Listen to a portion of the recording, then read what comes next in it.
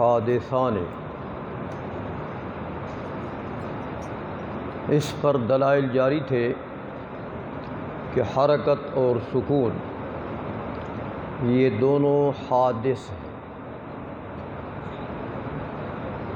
تو ایک دلیل اس مقدمے پر آپ حضرات نے گزشتہ درس میں پڑھ لی ہے۔ آج وَلِأَنَّ السَّابِقَ لَوْ ثَبَتَ قِدَمُهُ اسْتَحَالَ عَدَمُهُ، یہاں سے علامہ کمال ابن حمام رحمۃ اللہ علیہ اسی مقدمے پر دوسری دلیل فرماتے ہیں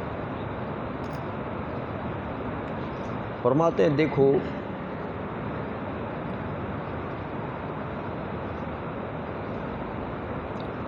جسم یا متحرک ہوگا یا ساکن، اور بات تفصیل سے آ جائے گی۔ آپ حضرات نے شمس بازغہ پڑھا ہوگا، جہاں علامہ جونپوری محمود جونپوری رحمۃ اللہ تعالی علیہ حرکت اور سکون پر جب باس فرماتے ہیں تو فرماتے ہیں کہ جسم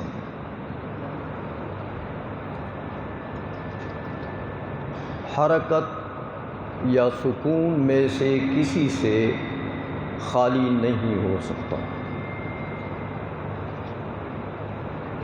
جسم یا متحرک ہوگا یا ساکن ہوگا، اور اس کی وجہ حصر یہ بیان فرماتے ہیں کہ جسم یا حیز طبعی میں ہوگا یا حیز غریب میں ہوگا۔ اگر حیز طبعی میں ہے، اس کے طبع کا تقاضا ہے وہی حیز جس کے اندر وہ موجود ہے،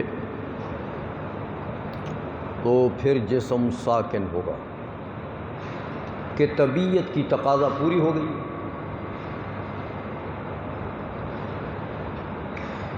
اور اگر جسم حیز غریب میں ہے تو اب وہ طلب کرے گا حیز طبعی کا کہ حیز غریب میں استقرار اس کے طبع کا تقاضا نہیں ہے، تو یہ جو طلب کرے گا حیز طبعی کا، تو حیز غریب سے حرکت کرے گا بجانب حیز طبعی۔ اس لیے ان دو کے علاوہ اور کوئی صورت نہیں ہو سکتی ہے کہ جسم یا حیز طبعی میں ہوگا یا حیز غریب میں ہوگا۔ اس لیے حرکت اور سکون، تشریف لائیے نا، یہ آپ قبول فرمائیں، اور سرہانے کو رد بھی نہیں کیا جاتا۔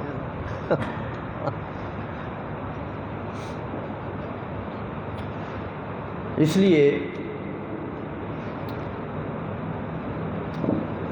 جسم جو ہے وہ حرکت یا سکون سے خالی نہیں ہوتا، اور آج کی دلیل میں یہ ہے کہ یہ حرکت اور سکون دونوں حادث ہیں۔ دوسرا مقدمہ پر دوسری دلیل ہے، فرماتے ہیں یہ کیوں؟ تو علامہ کمال ابن حمام فرماتے ہیں کہ حرکت اور سکون میں سے جو سابق ہے،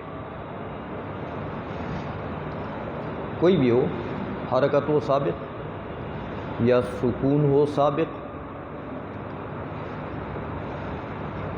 جو بھی سابق ہے جسم بالفعل جس سے بھی متصف ہے،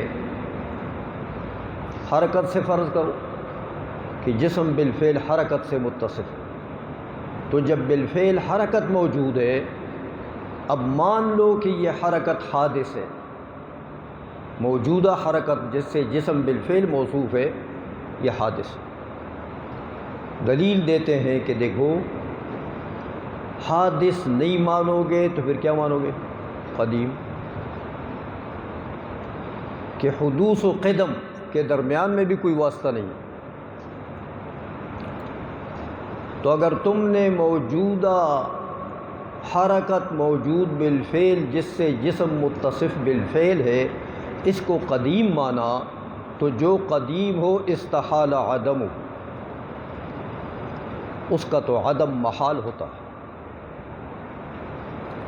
تو پھر یہ جو بالفعل حرکت موجود ہے، اس کا عدم لازم آئے گا کہ اس کا عدم محال،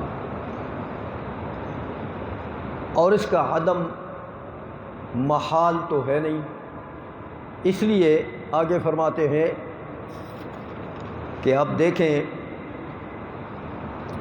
فرماتے ہیں اس کی تفصیل تو آگے آئے گی، لیکن سوال یہ ہے کہ جو بالفعل جسم حرکت فعلیہ سے موصوف ہے، اس کے اوپر طریان سکون جو حرکت کی ضد ہے،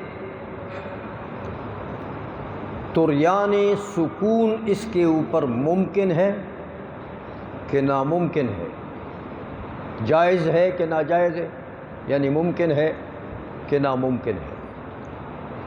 تو ظاہر بات ہے، آپ سمجھتے ہیں کہ طریان سکون اس جسم کے اوپر جو جسم بالفعل حرکت سے موصوف ہے، اس کے اوپر طریان ضد حرکت یعنی سکون وہ ممکن ہے۔ تو اگر یہ قدیم ہوتا، یہ حرکت اگر قدیم ہوتی تو پھر تو اس کے اوپر طریان ضد ممکن نہ ہوتا۔ تو جب طریان ضد یعنی سکون یعنی عدم الحرکت، تو اس حرکت کے اوپر عدم لاحق طاری ہو گیا۔ اور ابھی آپ پڑھیں گے اگلے اس میں کہ عدم لاحق ہو کہ عدم سابق ہو، عدمین میں سے کوئی بھی عدم جس پر طاری ہو سکتا ہے وہ قدیم نہیں ہوا کرتا، وہ حادث ہوتا ہے۔ اسی لیے فرمایا کہ وہ تجویز طریان ضد تجویز العدم، کہ اس حرکت کے اوپر اگر آپ اس کی ضد طاری کرنا جائز مانیں گے تو ضد کیا ہے؟ حرکت کی ضد سکون، تو سکون کس کا نام ہے؟ عدم الحرکت۔ تو مطلب یہ کہ عدم اس کے اوپر طاری ہو گیا، عدم لاحق آ گیا۔ تو جب عدم لاحق آ گیا تو پتہ لگا حادث تھا، اسی لیے تو اس کے اوپر عدم طاری ہو گیا۔ اگر قدیم ہوتا تو پھر عدم کیسے طاری ہوتا؟ یہ تو دوسری دلیل حرکت اور سکون کے حدوث کے اوپر علامہ کمال ابن حمام رحمۃ اللہ تعالیٰ علیہ نے یہ دوسری دلیل دے دی۔ وَأَمَّا الثَّالِثَةُ، تیسرا مقدمہ جو محل حوادث ہو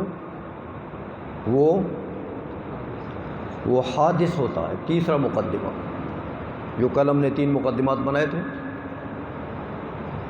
کہ جو محل حوادث ہو وہ حادث ہوتا ہے۔ اس پر دلیل دیتے ہیں علامہ کمال ابن حمام رحمۃ اللہ علیہ کہ محل حوادث قدیم نہیں ہو سکتا، محل حوادث حادث ہی ہوگا۔ دلیل دیتے ہیں کہ فَلَوْ لَمْ يَكُنْ كَذَلِكَ لَكَانَ قَبْلَ كُلِّ حَادِثٍ حَوَادِثُ۔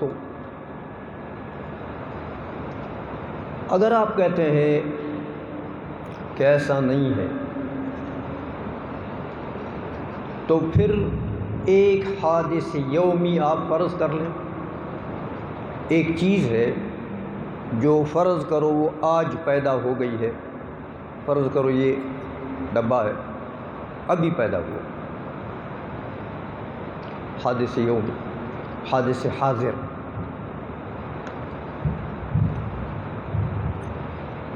تو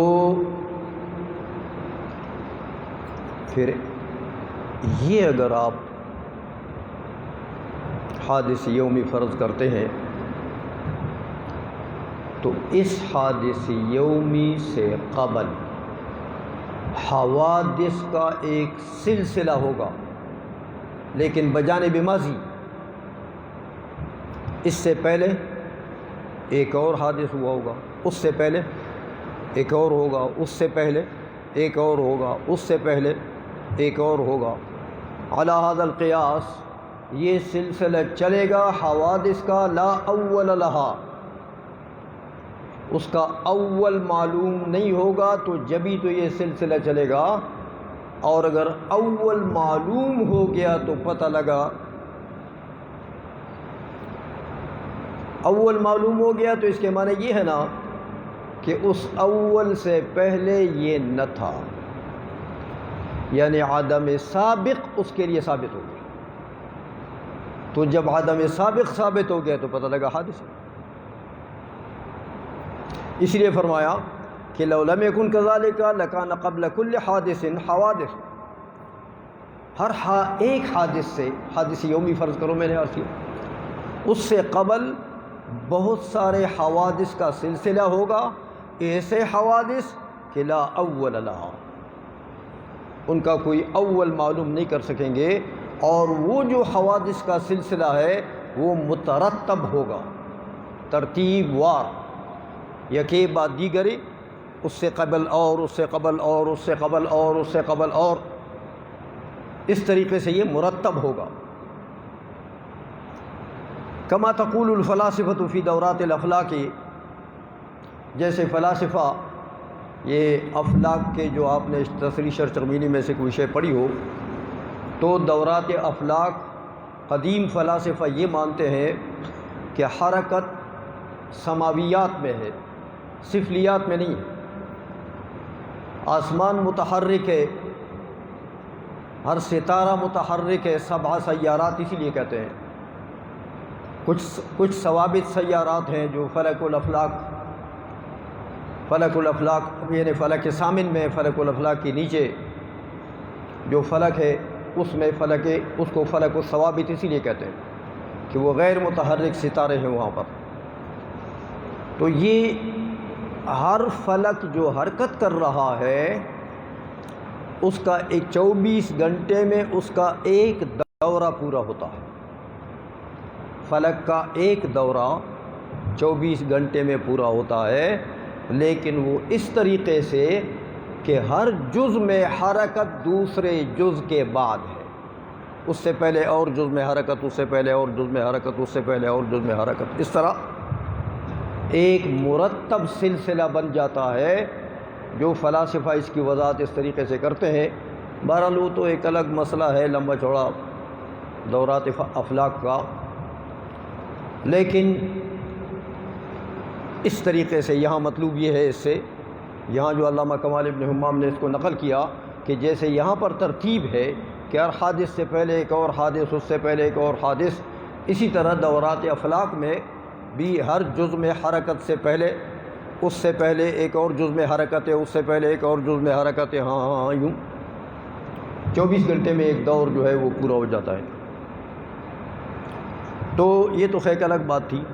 تو کہتے ہیں میاں فما لم ينقض ما لا اول له من الحوادث لم تنتهي النوبة الى وجود الحادث الحاضر، جب تک یہ سلسلہ جس کا اول معلوم نہیں کیا تم نے، جب تک یہ سلسلہ ٹوٹے گا نہیں تو حادث یومی تک آپ پہنچ ہی نہیں سکتے۔ وہ پہلا حادث ہوگا، ہاں اس سے پہلے اور، اس سے پہلے اور، اس سے پہلے اور، اس سے پہلے اور، اس سے پہلے اور، تو جب تک یہ سلسلہ ٹوٹے گا نہیں تو حادث یومی تک آپ نہیں پہنچ سکتے۔ وہ سلسلہ ٹوٹے گا تو پھر حادث یومی کا حدوث ہوگا۔ اسی لیے فرمایا وَانْقِضَاءُ مَا لَا أَوَّلَ لَهُ مَحَالٌ، یہ لازم آ گیا کہ بھائی آپ نے فرض یہ کیا کہ یہ سلسلہ ایسا ہے کہ لا اول لہ، تو جس کا اول نہیں ہے اس کا انقضاء تو محال ہے، تو لازم آ گیا یہ محال،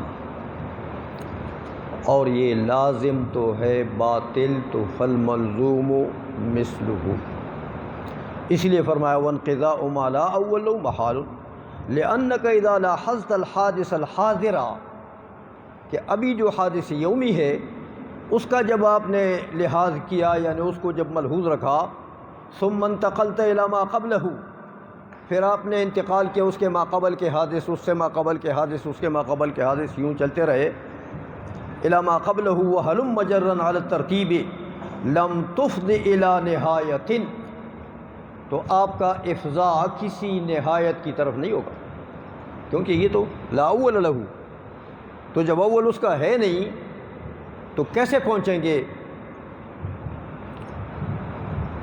اسی لیے فرمایا کہ وَإِلَّا لَكَانَ لَهَا أَوَّلٌ، ہاں اگر آپ کہتے ہیں کہ میں تو پہنچ گیا ہوں تو جناب پھر تو وہ سلسلے کا اول معلوم ہو گیا، حالانکہ مفروض تو یہ تھا، فرض تو آپ نے یہ کیا تھا کہ یہ سلسلہ ایسا ہے کہ لا اول لہ، تو خلاف مفروض لازم آ گیا، اس لیے فرمایا وَهُوَ خلاف المفروض، تو لازم یہ آ گیا کہ وجود حاضر یومی کا باطل ہو گیا، محال ہو گیا، تو یہ لازم تو باطل ہے بالحس والعقل۔ ہم دیکھتے ہیں کہ حدوث اس چیز کا آج ہوا، اس لیے فرماتے ہیں جب لازم باطل تو فالملزوم مثلہ، اسی لیے فرمایا لکنہ ثابت، لکنہ ثابت یعنی فاللازم باطل، لہذا لازم باطل تو فالملزوم مثلہ، ملزوم وہ بھی باطل۔ ملزوم کیا چیز ہے؟ وہ وجود حوادث لا اول لہا، یہ ملزوم تھا، ایسا سلسلہ جس کا اول بالکل نہ ہو تو وہ لازم، وہ ملزوم باطل۔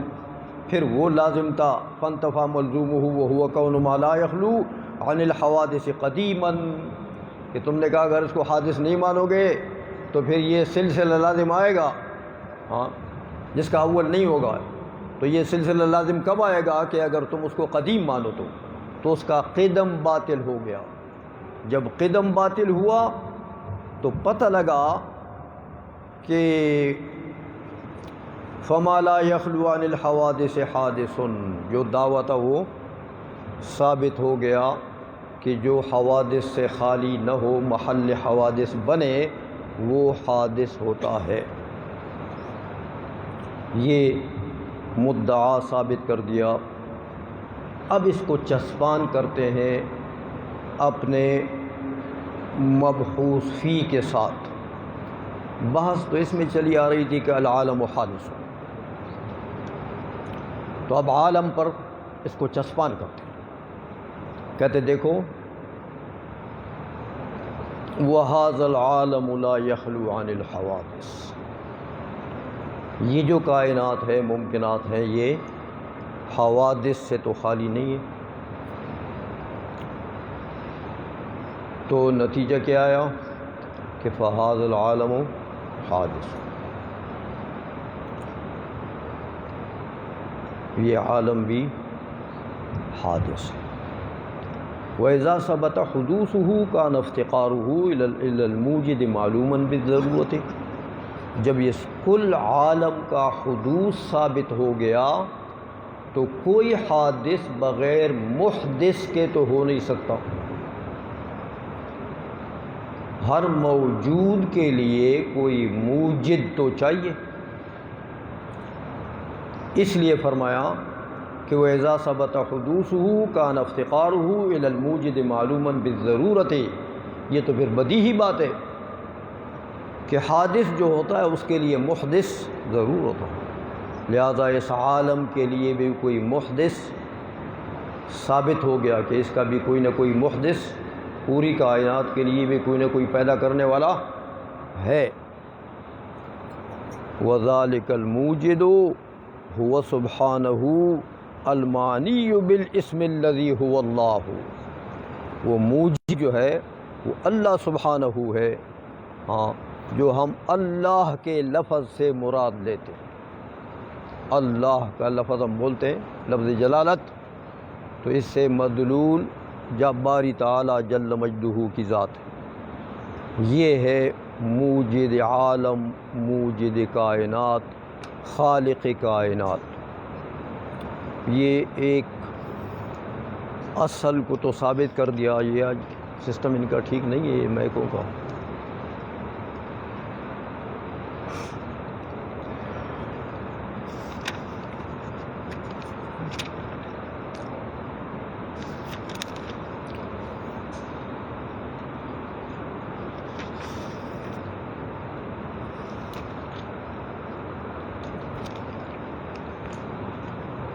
اب الاصل الثانی، عنوان رکھتے ہیں کہ انہ تعالی قدیم لا اول لہ. اصل میں قدیم کے لفظ کے تحت دو چیزیں آتی ہیں. قدیم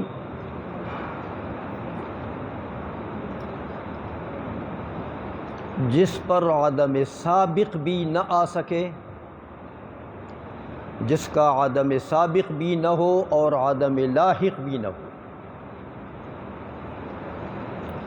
تو دونوں عدمین کا سلب ہوتا ہے قدیم کے لفظ میں. لیکن یہاں علامہ کمال ابن حمام رحمۃ اللہ علیہ نے ہماری آسانی کے لیے اس کو دو اصول میں تقسیم کر دیا کہ ایک قدیم معنی لا اول لہ، جس کا عدم سابق نہیں ہے، اور دوسرے اصل میں تیسرے میں آپ دیکھیں وہاں بھی تقریباً یہی عنوان ہے لیکن لا آخر لہ.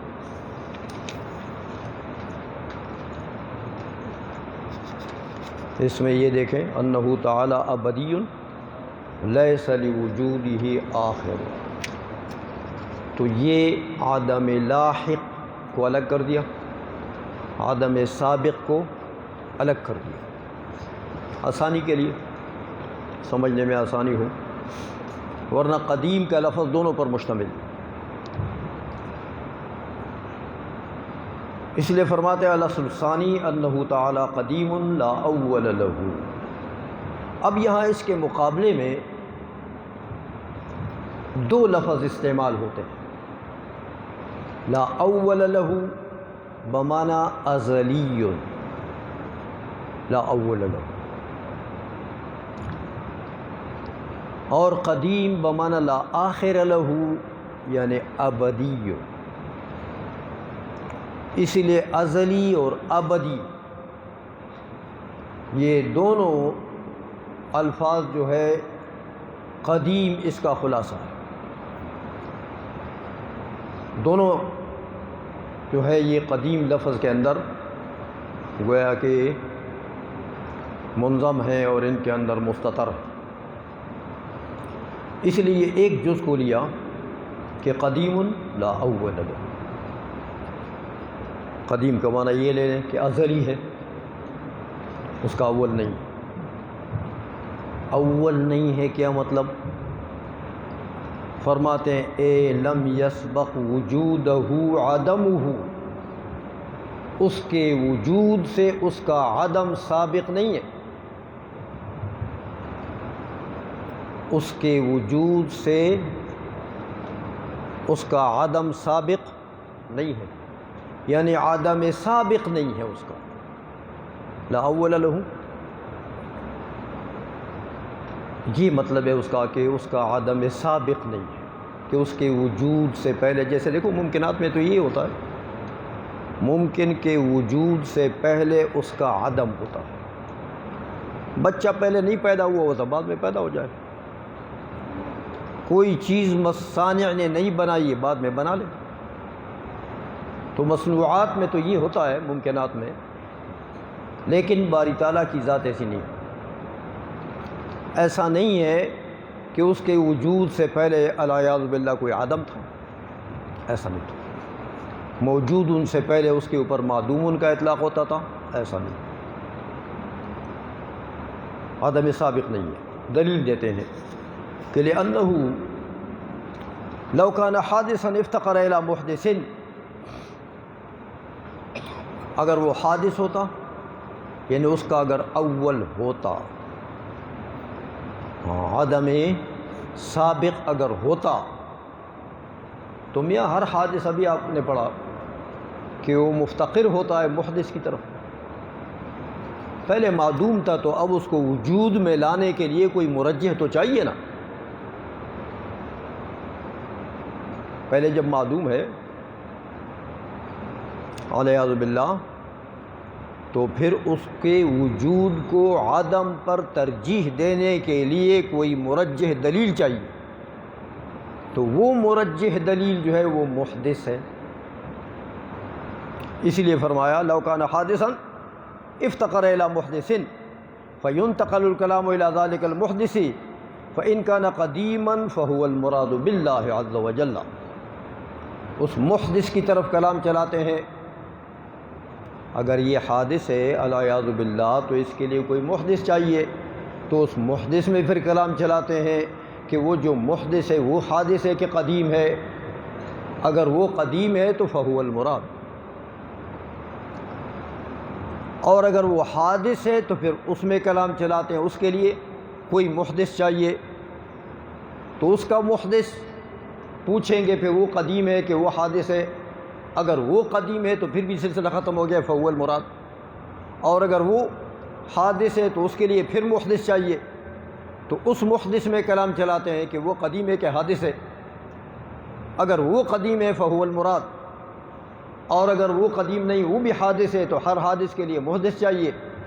تو اسی طرح کلام جو ہے وہ چلتا رہے گا چلتا رہے گا. اگر حادث مانو گے تو کلام سلسلہ چلتا رہے گا، قدیم مانو گے تو سلسلہ منقطع ہو جائے گا.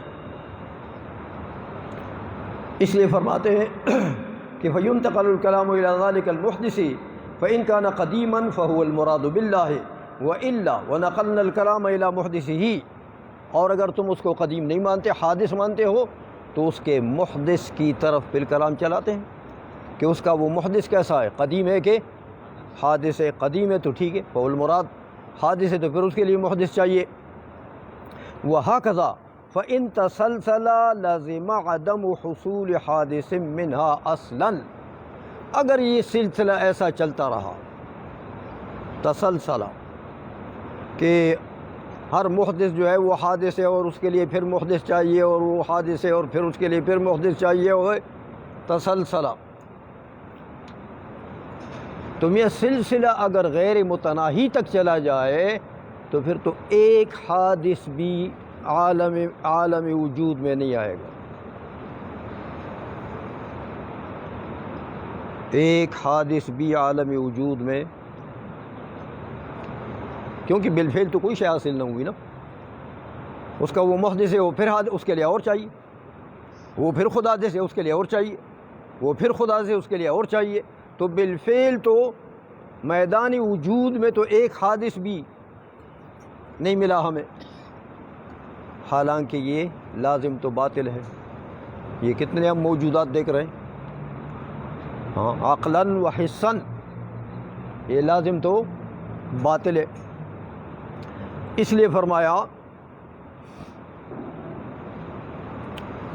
دیکھیں، ایک یہ سلسلہ دو جگہ ذکر ہوا. ایک پہلی دلیل میں بھی ذکر ہوا، یہ جو دوسری دلیل میں نے بیان کر دی وہاں بھی ایک سلسلہ بنانا کہ ایک حادث سے پہلے، اس سے پہلے اور، اس سے پہلے اور، اس سے پہلے اور، اس سے پہلے اور. وہاں بھی یہ جو پچھلی دلیل میں آپ نے پڑھا کہ لأن السابق لو ثبت قدمه استحال عدمه، اور یہ تیسرے اس میں کہ فلو لم يكن كذلك لكان قبل كل حادث حوادث لا اول لها مترتبة، یہ کہ یہ سلسلہ مترتب ہوگا. ایک یہاں پر اس سلسلے کا ذکر ہوا اور ایک یہاں آ گیا. کہتے دونوں میں فرق ہے.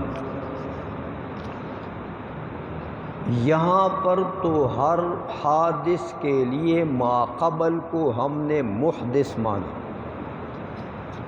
ما قبل والے کو یوں سمجھو کہ موجود کو ہم نے معلول مانا اور اس کے ماقبل کو اس کے لیے علت مان لیا. اس کے وہ پھر حادث ہے، اس کے لیے اس کا ماقبل پھر علت، وہ حادث ہے اس کے ماقبل پھر. تو یہ سلسلہ بنا ہے یہاں پر، لیکن علل و معلولات کا بنا ہے کہ ہر پچھلا جو ہے وہ اگلے آنے والے کے وجود کا مفید ہے، محدث ہے، وجود کا مفید ہے. یہاں سلسلہ یہ بنا ہے، اور پچھلے میں یہ علل کا معاملہ نہیں تھا. وہاں تو ہر سابق سے پہلے حوادث ہوں گے اور وہ حوادث لا اول لہا، وہ سلسلہ بن جائے گا، لیکن ان میں سے ہر ایک کو ہم نے دوسرے کے لیے علت یا محدث نہیں بنایا تھا. یہ فرق بتاتے ہیں علامہ کمال ابن حمام رحمۃ اللہ علیہ. کہتے دیکھو یہاں جو سلسلہ ہے وہ یہ بنے گا، اسی لیے فرماتے ہیں کہ بل اللزوم ہا ہونا اولا، اس مقام پر کہ ایک شے بھی آپ کو موجودات میں سے معرض وجود میں نہیں ملے گی، لازم یہ آئے گا. مما ذکرنا فی حوادثا لا اول لہا، یہی حوادث لا اول لہا ہم نے پہلے بھی ذکر کیا، لیکن وہاں لزوم اتنا واضح نہیں ہے، اس لیے کہ ہم نے وہاں پر ہر پچھلے کو آنے والے کے لیے علت نہیں بنایا. وہ تو ہم نے صرف سابق مان لیا کہ اس سے پہلے سابق ہے، اس سے پہلے اس کا سابق ہے، اس سے پہلے اس کا سابق ہے، لیکن ہر سابق کو ہم نے علت اور محدث نہیں مانا ہے آنے والے کے لیے. یہاں تو علت اور محدث مان لیا.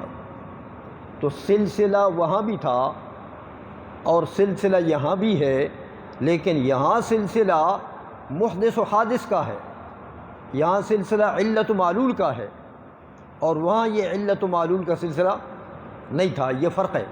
اس لیے کہتے ہیں یہاں تو لزوم اس بات کا کہ آپ کے معرض وجود میں ایک بھی حادث آپ کو نہیں ملے گا، لازم یہ آئے گا.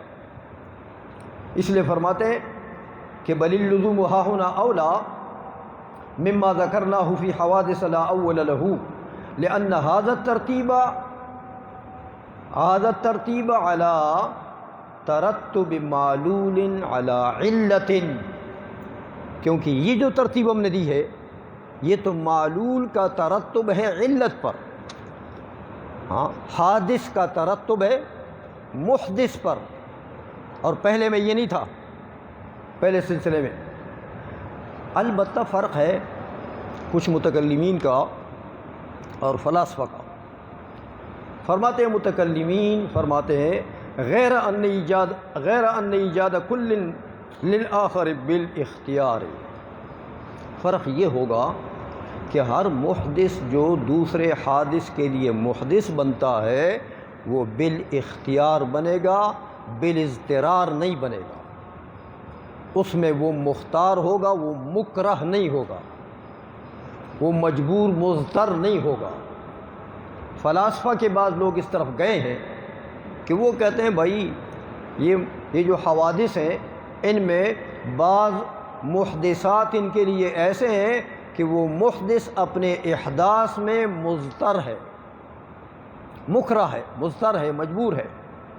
تو متکلمین اس اضطرار کو نہیں مانتے، اس لیے یہ فرق بتا دیا آپ کو. سلسلہ تھا پچھلا، وذالک اس کی طرف اشارہ ہے. پچھلا سلسلہ جو تھا لم یفرض فیہ غیر مجرد ترتب تلک الحوادث، اس میں تو ترتب تلک الحوادث کے علاوہ علیت معلولیت کا خیال نہیں تھا. اس میں تو یہ علیت معلولیت والا مسئلہ ہے. اچھا، اب آپ جب لازم یہ آئے گا کہ اگر یہ حادثوں کا سلسلہ چلتا رہے، ہر حادث سے پہلے اس کا محدث اور اس سے پہلے اس کا محدث اور یوں سلسلہ چلا، تو لازم آئے گا کہ میدان وجود میں حادث ایک بھی نہ ہو.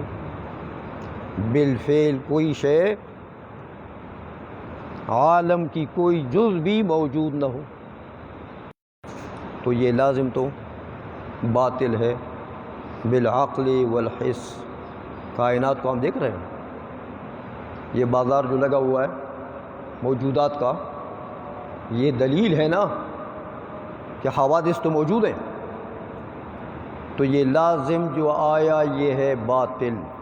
اسی لیے فرمایا لیکن حصول الحوادث ثابت، ہاں حوادث کا حصول وجود، تو حصول وجود کون ثبوت ایک چیز ہے امور عامہ میں سے، تو وجود الحوادث ثابت، یہ لازم تو باطل ہے۔ اس لیے باطل ہے کہ حوادث کا وجود تو ہم دیکھ رہے ہیں، وہ تو ثابت ہے، تو جب لازم باطل تو فالملزوم مثلہ فیجب ان ینتہی الی موجب لا اول لہ، لہذا انتہا ایسے پر ہونا چاہیے لا اول لہ کہ اس سے پہلے کوئی نہ ہو، تو اس سے پہلے کوئی نہ ہو وہ کیا ہوگا؟ قدیم، تو انتہا قدیم پر ہو گئی ہے لا اول لہ۔ ولا يراد بالاسم الذي هو اللہ الا ذاک تعالی وتقدس عن كل نقیصۃ، اور لفظ جلالت، لفظ اللہ سے ہم کیا مراد لیتے ہیں؟ یہی کہ جو محدث کائنات ہیں، جو تمام حوادث کا محدث ہے، خالق ہے، الذی هو اللہ الا ذاک تعالی وتقدس عن كل نقیصۃ، تمام نقائص سے مبرہ ہے باری تعالیٰ کی ذات۔ یہ ایک قانون قدیم کا ایک جز کہ باری تعالیٰ کے لیے عدم سابق نہیں ہے۔ دوسری جز الاصل الثالث انہ تعالی ابدی، ابدی کا ترجمہ فرماتے ہیں لیس لوجودہ آخر، اس کے وجود کا آخر نہیں ہے، یعنی عدم لاحق نہیں ہے اس کے لیے۔ وجود کا آخر تو کیسے ہوگا کہ وجود ختم ہو جائے؟ تو وجود ختم ہوگا تو وجود کی ضد آئے گی، ضد کیا چیز ہے؟ عدم، تو ایسا نہیں، باری تعالیٰ ابدی ہے، یہ ہے کہ اس پر عدم لاحق طاری نہیں ہوتا، اس کے وجود کا آخر نہیں ہے۔ تو ازلی کی بات پہلے اصل میں بتا دی، اب وہ ابدی پر دلیل دیتے ہیں کہ ابدی بھی ہے۔ فرماتے ہیں کہ ان اللہ تعالی ابدی لیس لوجودہ آخر اے یستحیل ان یلحقہ عدم، مطلب یہ ہے آخر نہیں ہے، یعنی اس کے اوپر عدم لاحق محال ہے، تو یعنی عدم لاحق محال ہے۔ اب اس پر دلیل دیتے، یہ تو ایک دعویٰ کر دیا انہوں نے، دلیل دیتے ہیں کہ لأنہ لو جاز عدمہ فإما بنفسه او بمعدم یضادہ بالفرض بفرض محال۔ باریک باتیں کرتے ہیں علماء، لیکن عقائد کی پختگی ہوتی ہے اس میں۔ انسان جب کسی عقیدے کو دلیل سے سمجھتا ہے تو پھر اس عقیدے پر اس کا ایمان مضبوط ہو جاتا ہے، اور جس کی دلیل کا پتہ نہ ہو ویسے کہتے ہیں یار میں مانتا ہوں کہ حضور خاتم النبیین ہے، خاتم النبیین کی دلیل کیا ہے؟ وہ ہمارے سنی اکثر ایسے ہی ہوتے ہیں۔ وہابیوں کو ایک ایک بچے کو اپنے وہابیت کے مسائل کے دلائل یاد ہوتے ہیں، اس لیے ہمارا سنی بڑی عمر کا بھی ان کے بچے سے بھی بات نہیں کر سکتا کہ ہمارے والے تو اپنے آپ کو بری سمجھتے ہیں، کہتے ہیں یہ مولویوں کا کام ہے۔ تو پھر مولویوں کا کام ہے تو پھر بیچارے ان وہابیوں کے بچوں کے سامنے وات اٹھ کے بیٹھے ہوتے ہیں، کوئی جواب نہیں دے سکتے، شرمندہ ہوتے ہیں کہ علم دین پڑھتے نہیں، دلائل عقائد تو کم از کم انسان کو معلوم ہونا چاہیے۔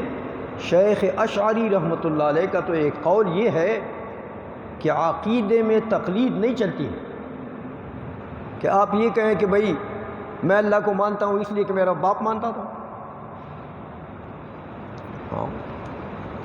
میں اللہ کو واحد لا شریک مانتا ہوں اس لیے کہ امام اعظم مانتے تھے۔ فرماتے ہیں یہ تقلیدی بات نہیں ہے، تقلید وہاں فروع میں کرو، اور یہ عقائد ہے، یہاں دلائل و نظر واجب ہے۔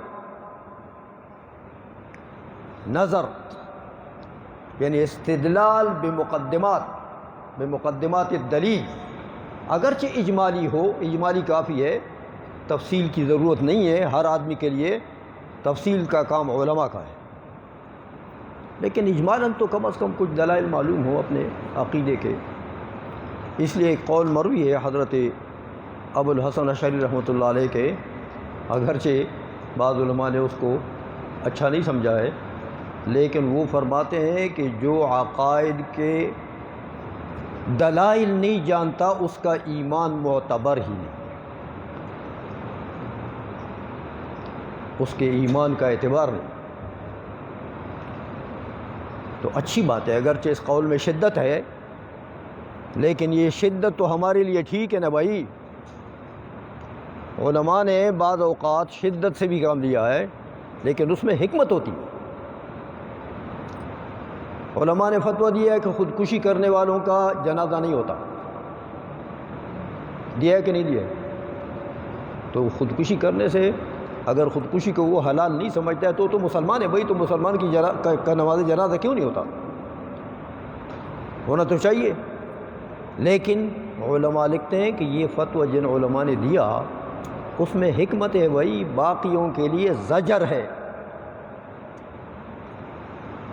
جو باقی لوگ ہیں وہ دیکھیں گے کہ دیکھو اس نے خودکشی کر لی ہے، مسلمانوں نے اس کو ایسے ہی بغیر جنازے کے دفن کر دیا، تو آئندہ لوگ اس گناہ سے بچیں گے، ان کے لیے زجر ہوگا۔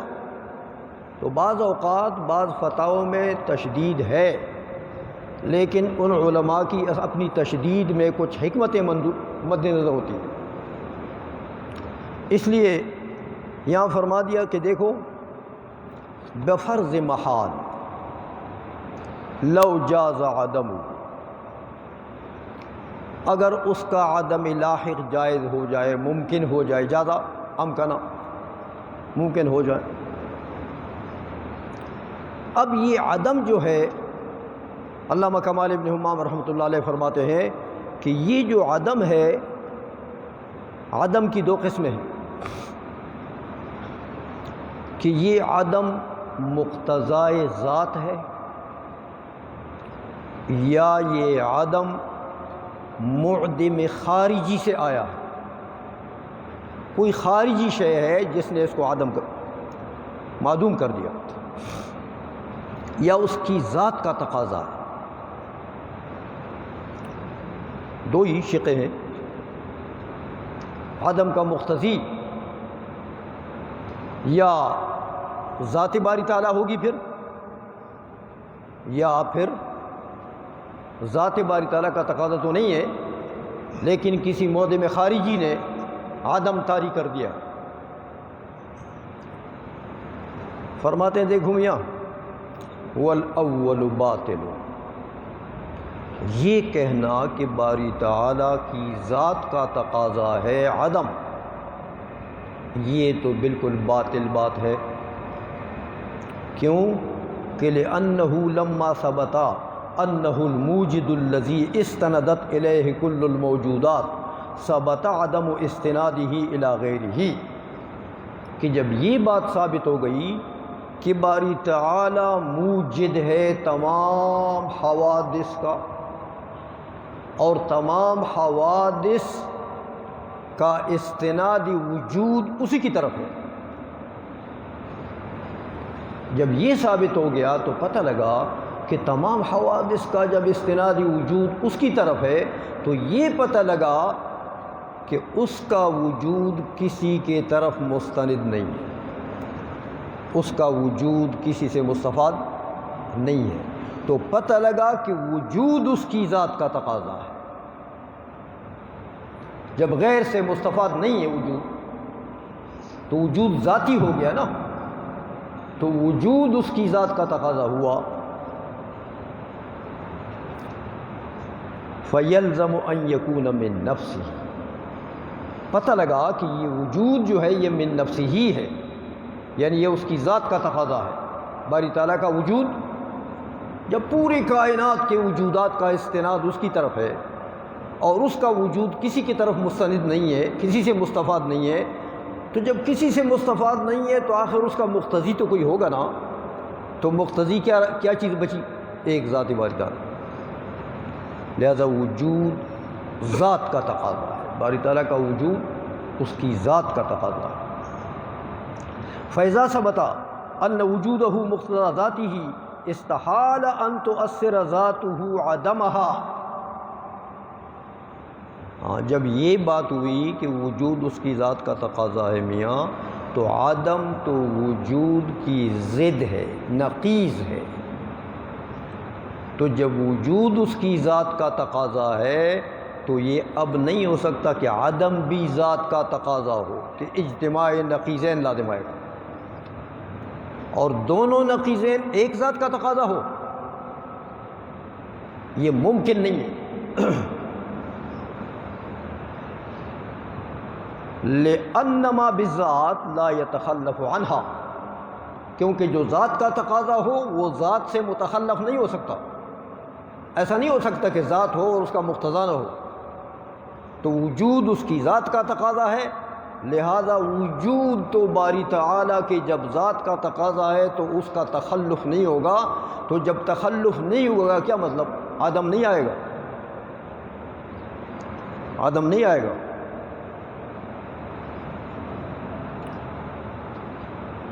وَقَضَى، یہ تو ایک صورت تھی کہ عدم ذات کا تقاضا تو نہیں ہوا، لہذا عدم لاحق نہیں آ سکتا۔ حضرت یہ آپ کدھر بیٹھ گئے؟ نہیں ایسا نہ کرے نا، یہ ہمیں گناہ گار کر رہے ہیں جناب۔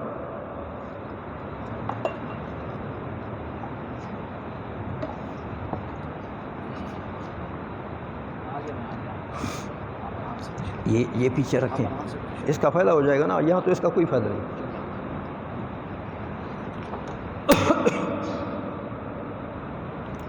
تو یہ ایک شق کہ عدم ذات کا تقاضا ہو، یہ تو باطل ہو گیا۔ دوسری شق بتائی تھی کہ یہ عدم جو ہے او بمعدم یضادہ،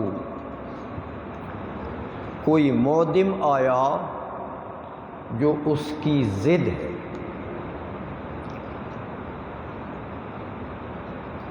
اس پر عدم طاری کرنے والا کوئی آ گیا خارج سے، ذات کا تقاضا نہیں ہے، امور خارجیہ میں سے کوئی عدم لے آیا۔ فرماتے ہیں یہ بھی باطل ہے، یہ شق بھی وَقَضَى الثَّانِي لِأَنَّ ذَلِكَ الضِّدَّ الْمُقْتَضِيَ نَفْيَهُ إِمَّا قَدِيمٌ أَوْ حَادِثٌ۔ فرماتے اس ضد کو دیکھو جو العیاذ باللہ باری تعالیٰ کی نفی کا مقتضی ہے، یعنی عدم کا مقتضی ہے۔ تو جو باری تعالیٰ کے عدم کا مقتضی ہے اس کی صورتیں عقلاً دو ہو سکتی ہیں، یا وہ قدیم ہوگا یا حادث ہوگا، اس لیے فرمایا اما قدیم او حادث۔ پہلی شق کو باطل کرنا ہے، قدیم تو نہیں، لا یجوز الاول، پہلی شق تو ممکن نہیں ہے کہ باری تعالیٰ کے اوپر کوئی عدم خارج سے طاری کرنے والا قدیم ہو، یہ تو ناممکن ہے۔ وَإِلَّا لَمْ يُوجَدْ مَعَهُ مِنَ الْابْتِدَاءِ أَصْلًا، کہ یہ تو ضد ہے نا، معدم یضادہ، تو اگر یہ قدیم ہوتا تو باری تعالیٰ بھی قدیم، تو یہ اس کی ضد بھی قدیم، تو ابتداءً ہی دونوں کے درمیان میں اجتماعی نہ ہوتا، ضدین کا اجتماع ہو سکتا۔ اسی لیے فرمایا کہ وَإِلَّا لَمْ يُوجَدْ مَعَهُ مِنَ الْابْتِدَاءِ أَصْلًا لِأَنَّ التَّضَادَ يَمْنَعُ الْاجْتِمَاعَ، کہ تضاد جو ہے وہ تو اجتماع کے معنی ہے، ہو نہیں سکتا۔ وَقَدْ ثَبَتَ وُجُودُهُ تَعَالَى، باری تعالیٰ کا وجود تو پہلے سے ثابت ہے نا، تو اب اگر اس کا معدم بھی قدیم ہے تو اس کا وجود بھی ثابت ہوگا پہلے سے، سمجھا گئی ہے؟ تو دونوں کا اجتماع لازم ہے کہ لازم؟ تو یہ لازم تو باطل، اجتماع ضدین من الاصل من الابتداء، تو یہ تو باطل ہے۔ اسی لیے فرمایا کہ وقد ثبت وجودہ تعالی ومحال وجودہ فی القدم ومعہ ضدہ، یہ محال ہے کہ باری تعالیٰ کا وجود بھی قدیم ہو اور اس کے ساتھ اس کی ضد بھی قدیم قدم کے حیثیت سے ثابت ہو، تو اجتماع ضدین لازم آئے گا۔ اس لیے لازم تو باطل تو فالملزوم، لہذا وہ جو خارج سے معدم آئے گا وہ بھی باطل۔ یہ ایک شق جو قدیم اما قدیم والی بات تھی اس کو باطل کر دیا۔ دوسری شق کہ او حادث، ہو سکتا ہے کہ وہ جو معدم ہے خارجی وہ حادث ہو، اس کو باطل کر رہے ہیں۔ کہتے ولا ثانی اذ لیس الحادث فی مضادتہ للقدیم بحیث یقطع وجودہ باولی من القدیم فی مضادتہ للحادث بحیث یدفع وجودہ۔ کہتے اب دیکھو حادث آ گیا، حادث کیا کرتا ہے؟ قدیم کے وجود کی ضد ہے، یعنی قدیم کے اوپر عدم طاری کرتا ہے۔ تو حادث قدیم کے وجود کو رفع کرتا ہے۔ اچھا تضاد ہے نا، تو متضادین میں تو یہ ہوتا ہے نا، ایک کا تقاضا دوسرے کے تقاضے کا ضد ہوگا نا، تو جب حادث قدیم کے وجود کا منافی ہے اور وہ قدیم کے وجود کو رفع کر رہا ہے تو پھر قدیم کا وجود بھی اس کے وجود کا منافی ہوگا، تو قدیم کا وجود اس کے وجود کو دفع کر رہا ہوگا، ضدین ہے نا، تو تضاد تو جب ہی ہوگا۔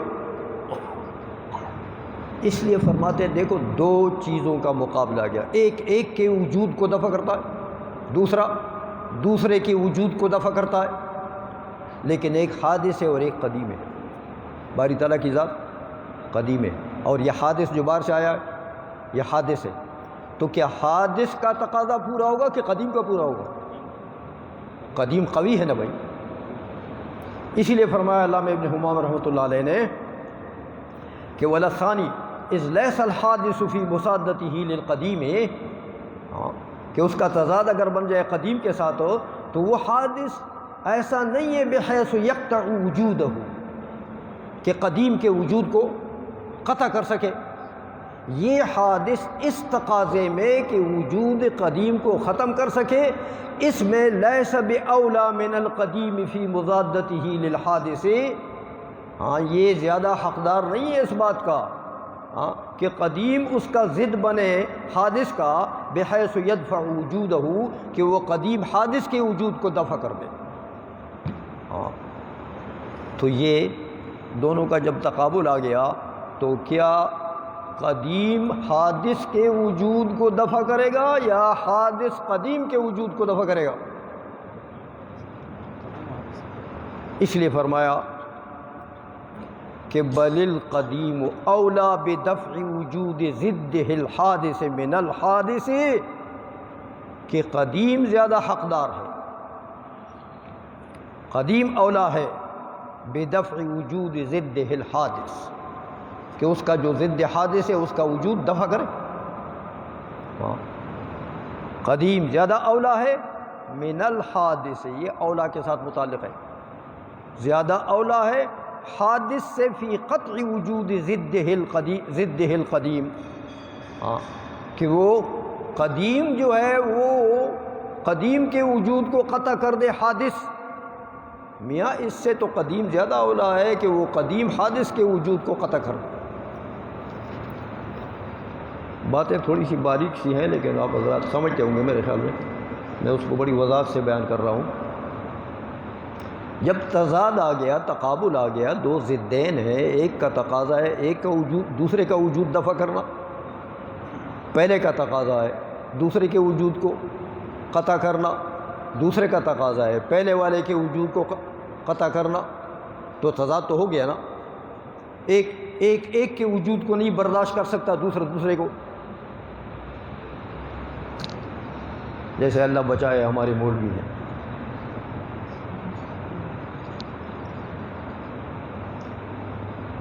ایک دوسرے کے وجود کو ہم لوگ برداشت نہیں کرتے ہیں۔ یہ بردباری اور یہ تحمل مزاجی ہونی چاہیے۔ حضور نے جو فرمایا کہ تخلقوا باخلاق اللہ، تو اللہ میں کتنا حلم ہے، اس کے حلم کو دیکھیں کہ اپنے دشمنوں کو بھی دے رہا ہے۔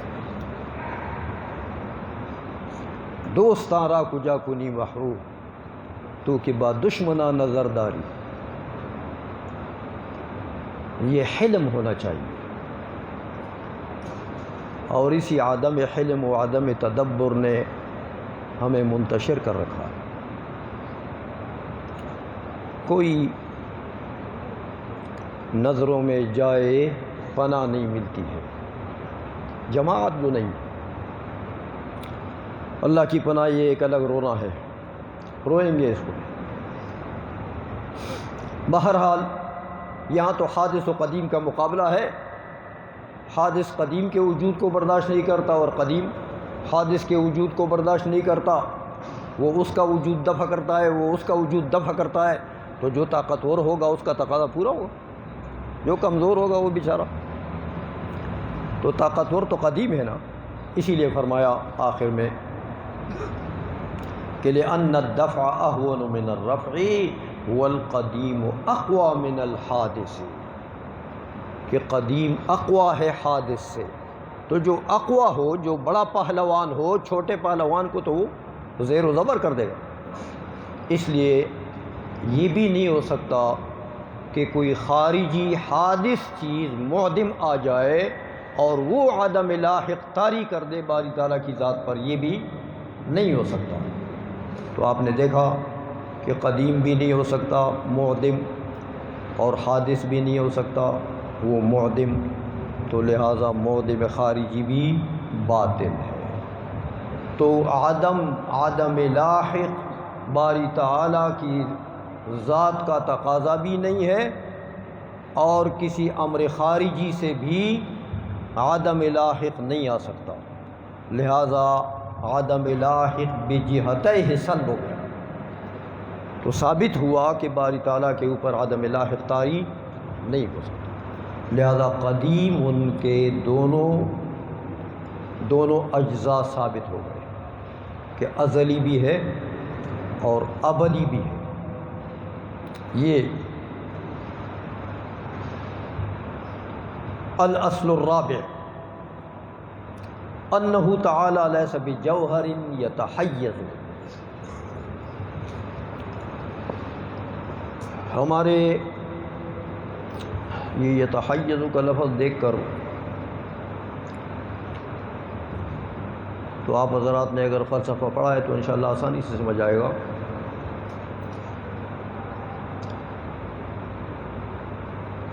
کہ متکلمین تو حیز اور مکان میں فرق نہیں کرتے، وہ کہتے ہیں جو حیض ہے وہی مکان ہے، الفاظ دو ہیں، معاب مصداق ایک ہے۔ اور مکان میں بھی حکماء کے ساتھ متکلمین کا اختلاف ہے۔ آپ نے پڑھا ہے کہ متکلمین الفراغ الموہوم الذی یشغلہ الجسم، اس کو مکان کہتے ہیں، اسی کو حیض بھی کہتے ہیں۔ الفراغ الموہوم الذی یشغلہ الجسم، وہ وہمی فراغ جس کو جسم مشغول کر دے، مملو کر دے، اس کو، اس فراغ موہوم کو متکلمین کے نزدیک جسم بھی کہتے ہیں، حیض بھی کہتے ہیں، وہ یہ فرق نہیں کرتے۔ حکماء مکان کی تعریف اور کرتے ہیں، ان کے نزدیک راجح تعریف جو ہے مکان کی، وہ فرماتے ہیں السطح الباوی المماثل للسطح الظاہر من الجسم المحوی، جو محوی جسم ہے، جو اندر ہے،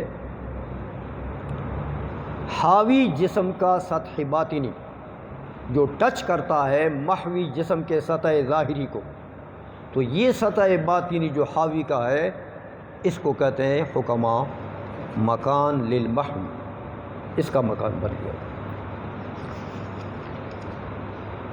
اور حیض حکماء کے نزدیک مکان سے عام ہے۔ حیض کہتے ہیں قابل للاشارۃ الحسیہ کو، یعنی جو چیز ایسی ہو کہ وہ اشارہ حسیہ اس کی طرف ہو سکے، یعنی اشارہ حسیہ سے اس کا امتیاز ہو سکے، وہ حیض ہے۔ اور مکان کی تعریف میں نے کر دیا آپ کو، مکان وہ ہے۔ اس لیے اب ممتاز بالاشارہ ہو یہ تو عام ہے، اور وہ تعریف جو مکان والی ہے وہ اس سے خاص ہے۔ اس لیے ان کے نزدیک، حکماء کے نزدیک، حیض اور مکان میں عموم خصوص مطلق کی نسبت ہے، حیض عام ہے، مکان خاص ہے۔ لیکن چونکہ متکلمین کی کتاب ہے تو متکلمین کی اصطلاح پر چلیں گے، اس لیے علامہ ابن حمام رحمۃ اللہ تعالی علیہ نے یہ فرمایا کہ انہ تعالی لیس بجوہر یتحیز،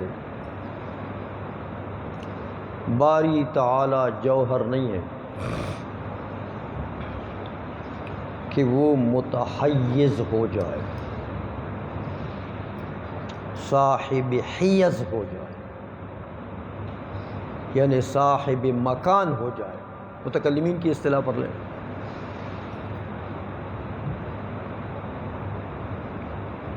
اللہ ایسا نہیں کہ جوہر متحیز بن جائے، وہ ایسا نہیں، یہ ایک دعویٰ کر دیا علامہ ابن حمام رحمۃ اللہ علیہ نے۔ آگے اس پر دلیل دیتے ہیں، فرماتے ہیں دیکھو، انہ تعالی لیس بجوہر یتحیز، یہ دعویٰ ہے، وَإِلَّا لَكَانَ مُتَحَرِّكًا فِي حِيَزِهِ،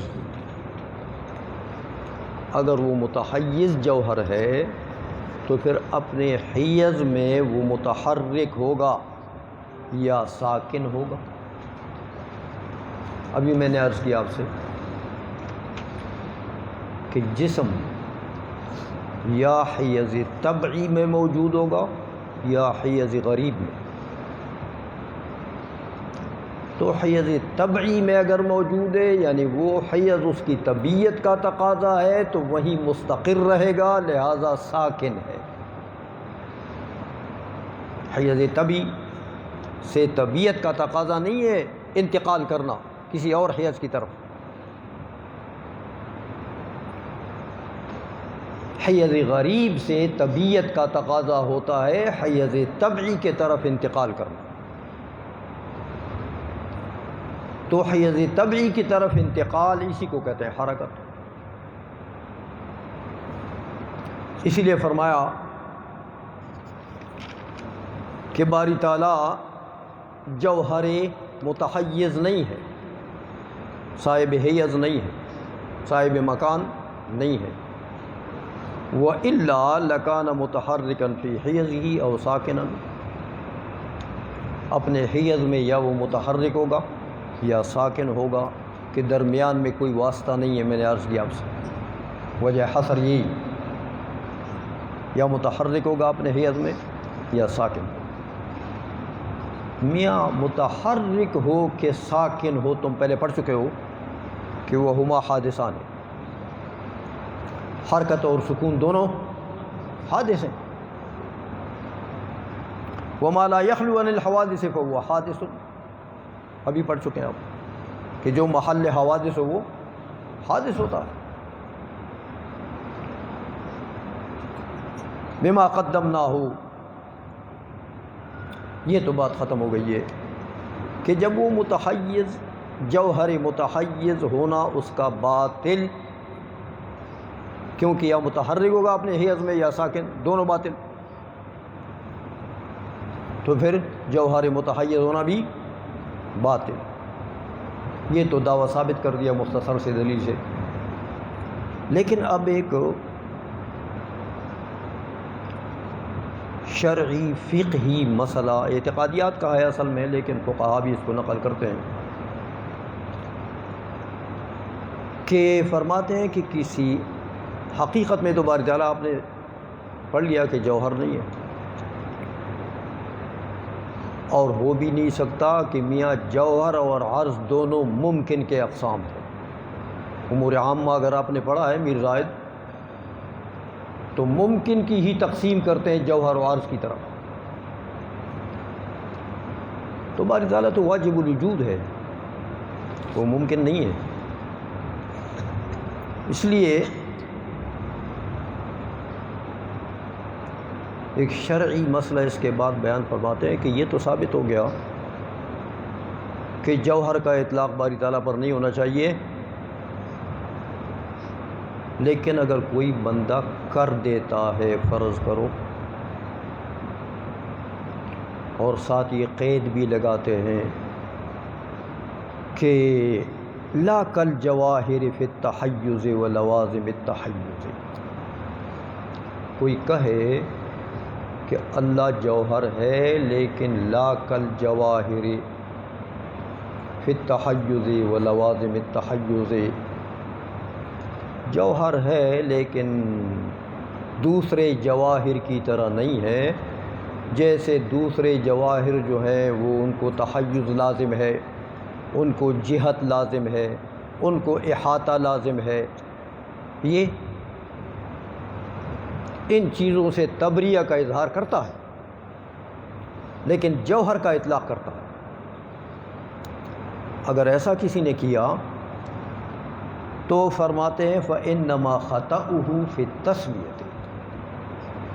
اب دیکھو معنی تو وہ ٹھیک مانتا ہے کہ معنوی طور پر تو باری تعالیٰ کے لیے حیز نہیں ثابت کر رہا، حیز کے لوازم سے بھی تبریہ کر رہا ہے، حیز کے لوازم جہت، احاطہ، ان تمام چیزوں سے وہ کہتا ہے نہ جہت حیز کے لوازم سے بھی وہ مبرہ ہے، حیز سے بھی مبرہ ہے، حیز کے لوازم سے بھی مبرہ ہے، لیکن اس کے باوجود جوہر کہتا ہے۔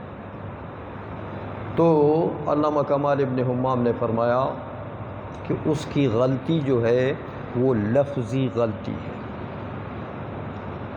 لفظی غلطی ہے، یعنی جوہر کا لفظ جو وہ بول رہا ہے یہ محلاً خطا ہے، کہ اس کا یہ محل نہیں ہے، تو اس کی لفظی غلطی ہے۔ معنوی غلطی، معنی میں وہ ٹھیک ہے، عقیدہ تو اس کا صحیح ہے کہ بھئی نہ وہ متحیز ہے اور نہ وہ اس کے لیے تحیز کے لوازم ثابت ہیں، بلکہ اس سے تو وہ تبریہ کر رہا ہے۔ تو علامہ ابن حمام فرماتے ہیں کہ ایسا کیا کر کسی نے تو اس کے اوپر کفر کا فتویٰ مت لگاؤ، اس لیے کہ اس کی تعویل ہو سکتی ہے کہ مانن تو صحیح ہے نا بندہ، تو بھائی لفظی غلطی ہو گئی ہے۔ ہاں، جیسے آپ کہتے ہیں یہ تلائی پرے کرو جناب، تو آپ کہتے ہیں یہ اسپیکر پرے کرو، تو بھائی لفظی غلطی ہو گئی ہے۔ تو الفاظ میں تو خطا انسان سے صادر ہوتی ہے کبھی کبھی، لیکن اس کے ما هو المراد اور مدلول کا اعتبار ہے۔ تو معانی کے اعتبار سے چونکہ اس کا عقیدہ ٹھیک ہے کہ وہ باری تعالیٰ کو کے لیے نہ حیض مانتا ہے نہ حیض کے لوازم مانتا ہے، البتہ جوہر کا اطلاق کیا تو غلطی، تو خطا فی الاسم ہے کہ جوہر کا اطلاق باری تعالیٰ کے لیے نہ شرعاً وارد ہے اور نہ جائز ہے، نہ عقلاً جائز ہے۔ عقلاً جو میں نے بتایا آپ کو کہ ممکن کی قسم ہے، اور شرعاً بھی جائز نہیں ہے کہ شرعاً یہ لفظ اس کا اذن آیا نہیں ہے، شریعت میں اس کی اجازت ہے نہیں، شریعت اس پر وارد نہیں۔ اس لیے فرمایا علامہ ابن حمام رحمۃ اللہ تعالیٰ علیہ نے کہ فَإِنَّمَا خَطَأُهُ فِي التَّسْمِيَةِ، اس کی خطا فقط تسمیہ میں ہے، معنی میں نہیں ہے، مدلول میں نہیں ہے، لہذا اس کو کافر مت کہو یار، اس کو بچاؤ۔ مسلمان، آپ نے پڑھا ہے مسئلہ، علامہ شامی نے دوسرے فقہاء نے اس کو نقل کیا ہے، ہماری اصول فقہ کی کتابوں میں بھی، اصول حدیث کی کتابوں میں بھی یہ نقل کرتے ہیں کہ میاں کسی مسلمان کا ایک قول ہے جس کے معانی فرض کرو اس لفظ کا اطلاق کیا اس نے جس کے معانی 100 نکل سکتے ہیں، احتمالات ہے اس میں 100 معانی کا، لیکن ان 100 میں سے ایک مسلمانی والا معنی ہے اور 99 کفر کے ہیں، اس لفظ کے 99 معنی کفریاں ہیں، لیکن ایک معنی اسلام والا ہے، لہذا اس مسلمان کے قول کو اسی ایک معنی پر محمول کرو اور اسے کفر سے بچاؤ۔ اس لیے علامہ ابن حمام نے بھی آپ کو ایک راستہ بتا دیا کہ بھئی بات اعتبار جو ہے وہ معانی کا ہے، الفاظ میں تو انسان سے سبقت لسانی کے طور پر خطا ہو سکتی ہے، اس لیے اس کی خطائے لفظی۔ آگے فرماتے ہیں الاصل الخامس،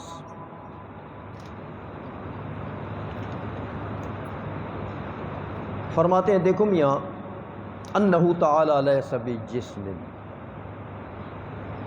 یہ ایک ایک کی بات جو ہے اس لیے چونکہ مسائل اعتقادیہ ہیں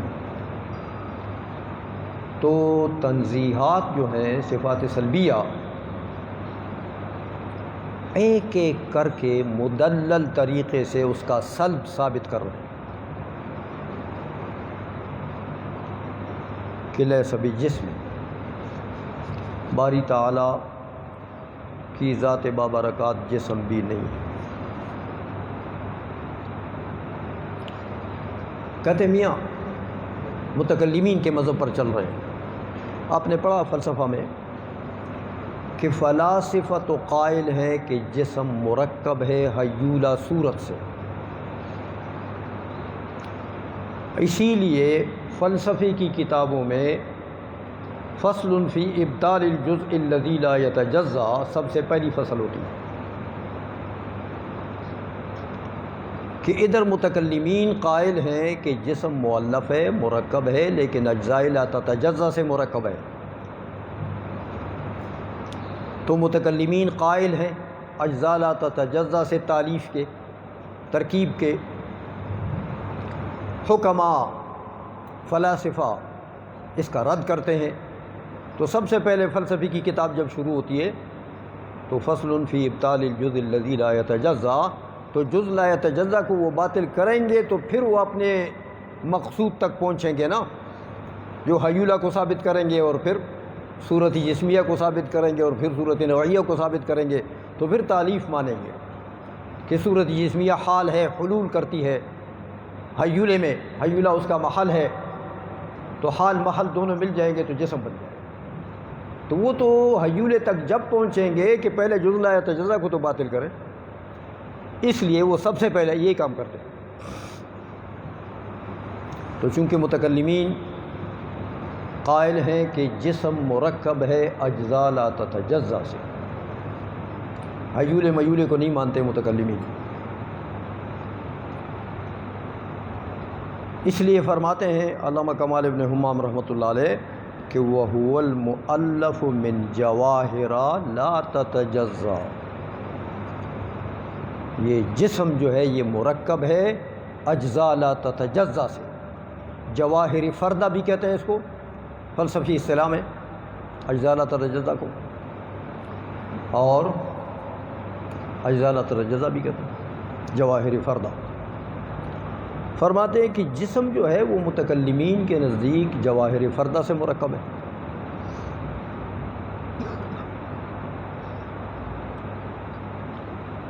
اور کہتے ہیں جب یہ ثابت ہو گیا کہ اللہ جل مجدہ جوہر نہیں ہے، جوہریت باطل ہو گئی، تو میاں اجزاء باطل ہو گئے، اللہ جوہر نہیں ہے یعنی وہ کل جوہر نہیں ہے، تو کل جوہر ہوتا اگر اجزاء لا تتجزا جواہر سے مرکب ہوتا، تو جواہر سے مرکب تو جوہر ہوتا ہے نا، تو جب آپ نے پہلے جوہر ہونا باطل کر دیا تو جز لا یتجزا تو بیچ میں خود سر کھا گیا، وہ تو خود باطل ہو گیا۔ اس لیے فرماتے ہیں کہ وَإِبْطَالُ كَوْنِهِ جَوْهَرًا يَسْتَقِلُّ بِهِ، جب آپ نے جوہریت باری تعالیٰ کی باطل کر دی ہے تو یہ تو مستقل دلیل ہے اس بات کے لیے کہ اس کی تالیف جواہر فردہ سے نہیں ہے، مستقل دلیل ہے۔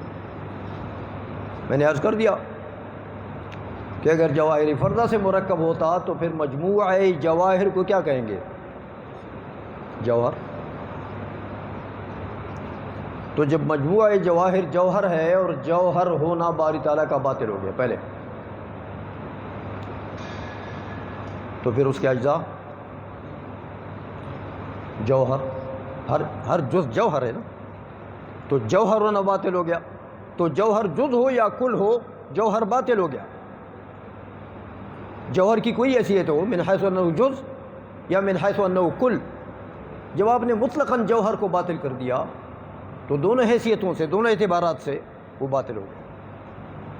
اس لیے فرماتے ہیں جوہریت کا ابطال یہ ایک مستقل دلیل ہے کہ باری تعالیٰ جواہر سے مؤلف نہیں ہے، جسم نہیں ہے، کہ متکلمین کے نزدیک تو جسم ہوتا وہی ہے جو جواہر فردہ سے مرکب،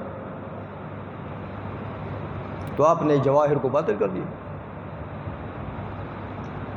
یستقل به مع زیادت لوازم تقتضی الحدوث کالہیئۃ والمقدار والاجتماع والافتراق۔ کہتے دیکھو میاں جب آپ نے اس کی جوہریت کو باطل کر دیا تو مع زیادت لوازم، جب ملزوم باطل ہو جائے تو لازم کی دو قسمیں ہوتی ہیں۔ لازم عموماً تو ایسا ہوتا ہے کہ لازم ملزوم سے عام ہوتا ہے، اس لیے لازم کے ابطال سے تو ملزوم باطل ہو جاتا ہے، کہ عام باطل ہو جائے تو خاص اس کے ضمن میں ہے نا، وہ بھی باطل ہو گیا۔ لیکن عموماً ملزوم کے ابطال سے لازم باطل نہیں ہوتا، اس لیے کہ اکثر و بیشتر مواد میں لازم عام ہوتا ہے ملزوم سے، تو عام کے ابطال سے خاص کا ابطال نہیں ہوتا۔ آپ اگر حیوان کو باطل کریں گے تو انسان نہیں باطل ہوگا، انسان تو باطل ہو جائے گا، لیکن آپ انسان کو باطل کریں گے تو خاص کے ابطال سے تو عام باطل نہیں ہوتا. عام باطل کرو گے تو پھر خاص کا ابطال ہو جائے گا. اس لیے فرماتے ہیں کہ یہاں پر ملزوم کے ابطال سے ہم استدلال کرتے ہیں. ملزوم کے ابطال سے کہ جوہر نہیں ہے لہذا اس کے لوازم بھی ختم ہو گئے. وہ کیسے؟ کہتے میاں ہوتا ہے ایسا، کبھی کبھی لازم و ملزوم کے درمیان میں علاقہ نسبت تساوی کی ہوتی ہے. کبھی تو عموم خصوص جیسے میں نے پہلے بتا دیا، لیکن کبھی لازم مساوی ہوتا ہے لا مفہوماً مصداقاً.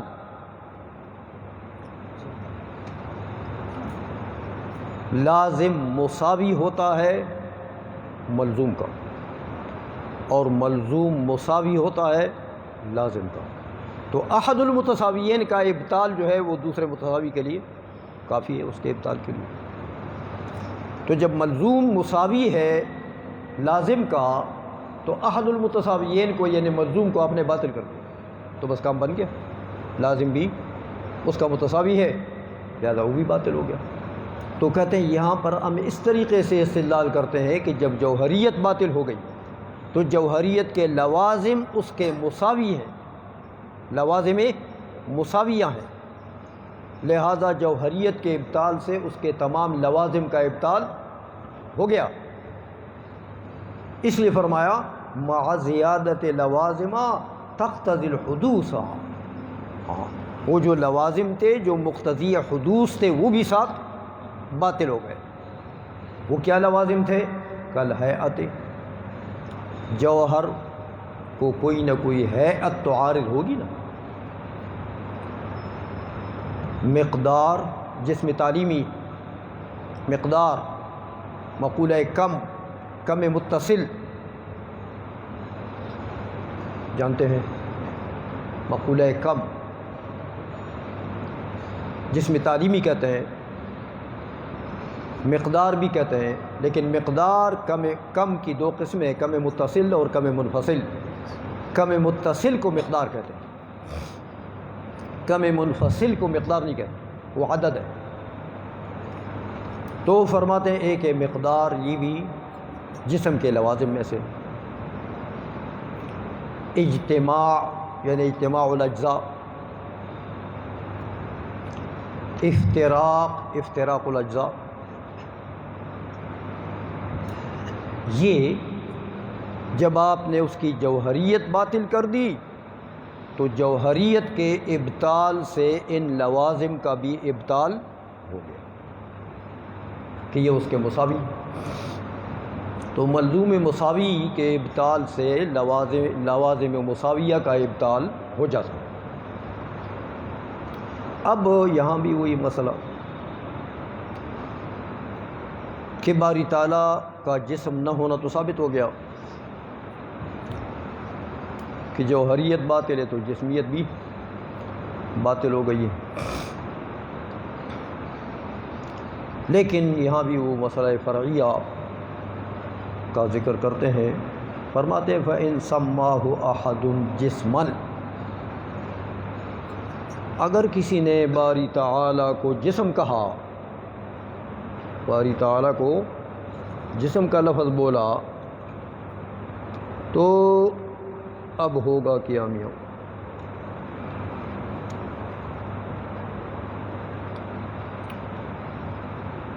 فرماتے ہیں وقال لا کالاجسام، جسم تو کہا لیکن کہا جسم ہے لیکن لا کالاجسام،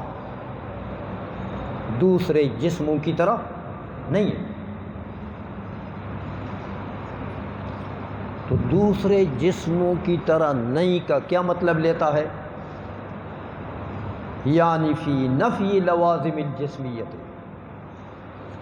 دوسرے اجسام کی طرح نہیں ہے، یعنی جیسے دوسرے اجسام کو لوازم ہیں وہ لوازم اس جسم کو کے لوازم نہیں ہیں، عوارض نہیں ہیں۔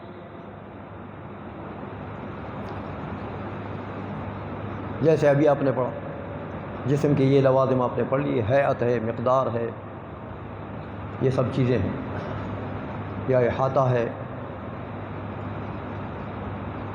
یہ نہیں مانتا، لوازم جسمیت کو نہیں مانتا، لیکن جسم کا اطلاق کر دیا ہے۔ فرماتے ہیں یہاں بھی وہی حال ہے بھائی کہ فَإِنَّمَا خَطَأُهُ فِي إِطْلَاقِ الْإِسْمِ،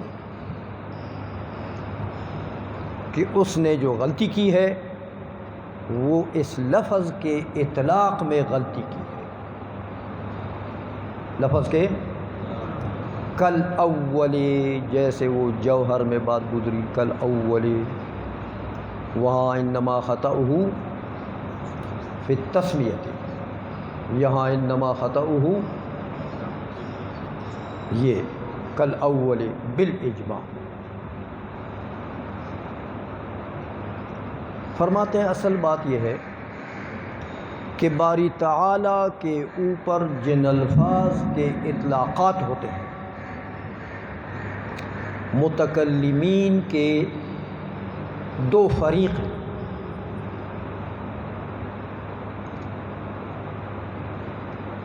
ایک فریق کی موقف ہے کہ باری تعالیٰ کے اسماء توقیفی ہیں۔ توقیفی کا مطلب یہ ہے کہ شریعت میں، قرآن میں یا حدیث میں جو لفظ آیا ہے، باری تعالیٰ کی ذات پر اس کا اطلاق ہوا ہے، بس صرف اسی کا اطلاق ہوا، اس کے علاوہ کسی لفظ کا اطلاق باری تعالیٰ کے اوپر نہیں ہوا۔ ایک تو یہ گروپ ہے متکلمین کا جو توقیفی کہلاتے ہیں، دوسرے اشتقاقی کہلاتے ہیں۔ وہ فرماتے ہیں کہ اصل اعتبار جو ہے وہ صفات قائمہ یا معانی قائمہ کا ہے، معانی کا ہے، کہ مبدأ اشتقاق باری تعالیٰ کی ذات کے لیے صفت بنتی ہے۔ مبدأ اشتقاق، ماخذ اشتقاق، معنی نفس الامر میں باری تعالیٰ کے لیے آیا وہ صفت ہے۔ اگر مبدأ اشتقاق کا اطلاق باری تعالیٰ پر ہے اور وہ باری تعالیٰ کی صفت ہے تو اسی مبدأ سے مشتقی کا اطلاق بھی اس کے اوپر ہو سکتا ہے۔ صفت کا صیغہ اگر اسی مبدأ سے مشتق کریں گے تو اس کا اطلاق بھی باری تعالیٰ کی ذات پر ہو سکتا ہے، اگرچہ شریعت میں وارد نہ ہو۔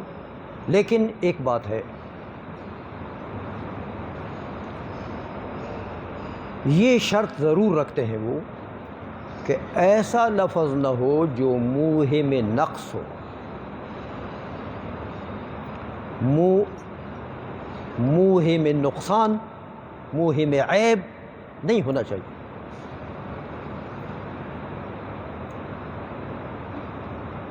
ایسا لفظ نہیں ہونا چاہیے۔ البتہ معبر عن التعظیم ہو، یعنی اس لفظ میں تعظیم ہو اور اہانت کا مادہ، نقصان کا مادہ، عیب کا مادہ نہ ہو، تو باقی اگر مبدأ اشتقاق قائم ہے تو ٹھیک ہے، پھر اسی مبدأ سے مشتقی کا اشتقاق کر کے صفت کا صیغہ ہو، اس کا اطلاق پھر باری تعالیٰ پر ہو سکتا ہے۔ تو انہوں نے جو مشتقی لوگ ہیں انہوں نے یہ اتنی اجازت، اتنی فراخی بنائی ہے، اور جو توقیفی حضرات ہیں وہ تو کہتے ہیں نا میاں، جس لفظ کا ورود شرع میں نہیں ہے باری تعالیٰ کے لیے، اس کا استعمال باری تعالیٰ کے لیے نہیں ہو سکتا۔ اب یہاں پر یہ بات جو کہی کہ جسم تو ہے لیکن لا کل اجسام، کسی نے کہہ دی، تو کہتے ہیں دیکھو میاں، یہ تو علامہ ابن حمام نے تو یہ فرما دیا کہ فإنما خطأہ فی اطلاق الاسم، اسم کے اطلاق میں غلطی کی انہوں نے، یہ لفظ نہیں بولنا چاہیے تھا، جسم کا لفظ بول گیا، خطا کر دی۔ لیکن فرماتے ہیں کہ وجہ یہ ہے کہ فإنہ لم یوجد فی السمع ما یسوغ اطلاقہ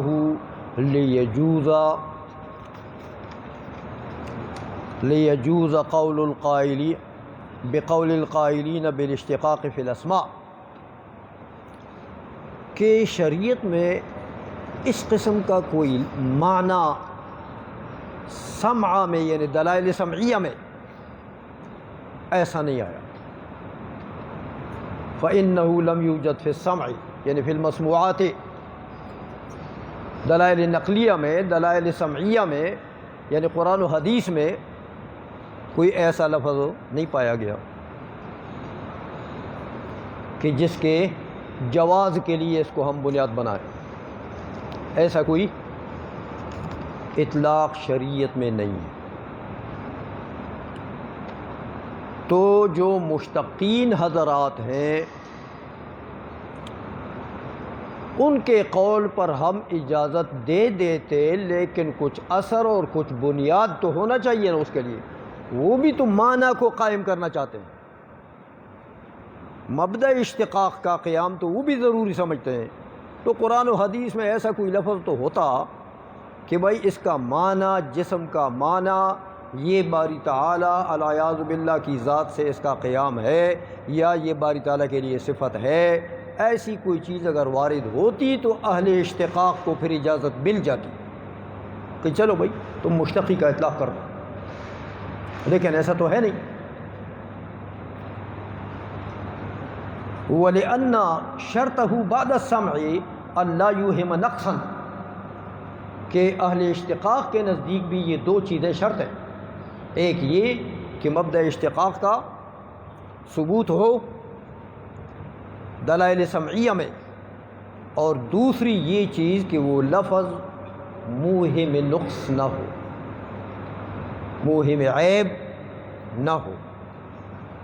تو یہاں تم یہاں وہ اسم الجسم یقتضی ہے، جسم کا لفظ جو ہے اس میں تو وہ دوسرا مقتضا بھی، وہ دوسری شرط بھی نہیں پائی گئی، پہلی والی تو نہیں پائی گئی کہ مبدأ کا کہیں سے ثبوت نہیں ہے، لیکن دوسری شرط بھی نہیں پائی گئی کہ موہم نقص بھی نہ ہو۔ تو کہتے ہیں جسم کا لفظ تو موہم نقص ہے، اس لیے کہ جسم تو مرکب ہوتا ہے، اور مرکب اپنے اجزاء کی طرف تو کم از کم مفتقر ہوتا ہے، تو افتقار آ گیا ہے الی الاجزاء، اور افتقار سب سے بڑا عیب ہے، بلکہ دلیل حدوث ہے، جو مفتقر ہو وہ قدیم نہیں ہو سکتا۔ اسی لیے فرمایا کہ وہ اسم الجسم یقتضی من حیث اقتضائہ الافتقار، کہ جسم کا لفظ جو ہے وہ تو اقتضا کرتا ہے افتقار کا، تو کم از کم مفتقر ہو تو وہ کم از کم اجزاء کی طرف تو مفتقر ہے ہی ہے، کیونکہ مرکب کو کہتے ہیں۔ ابھی میں نے تفصیل آپ کے سامنے عرض کر دی۔ وَهُوَ أَعْظَمُ مُقْتَضٍ لِلْحُدُوثِ، اور یہ افتقار جو ہے یہ سب سے بڑی دلیل ہے حدوث کے لیے، حدوث کے لیے افتقار، احتیاج، یہ سب سے بڑی دلیل ہے حدوث کے لیے، تو قدم ہی ختم کر دے گا یہ۔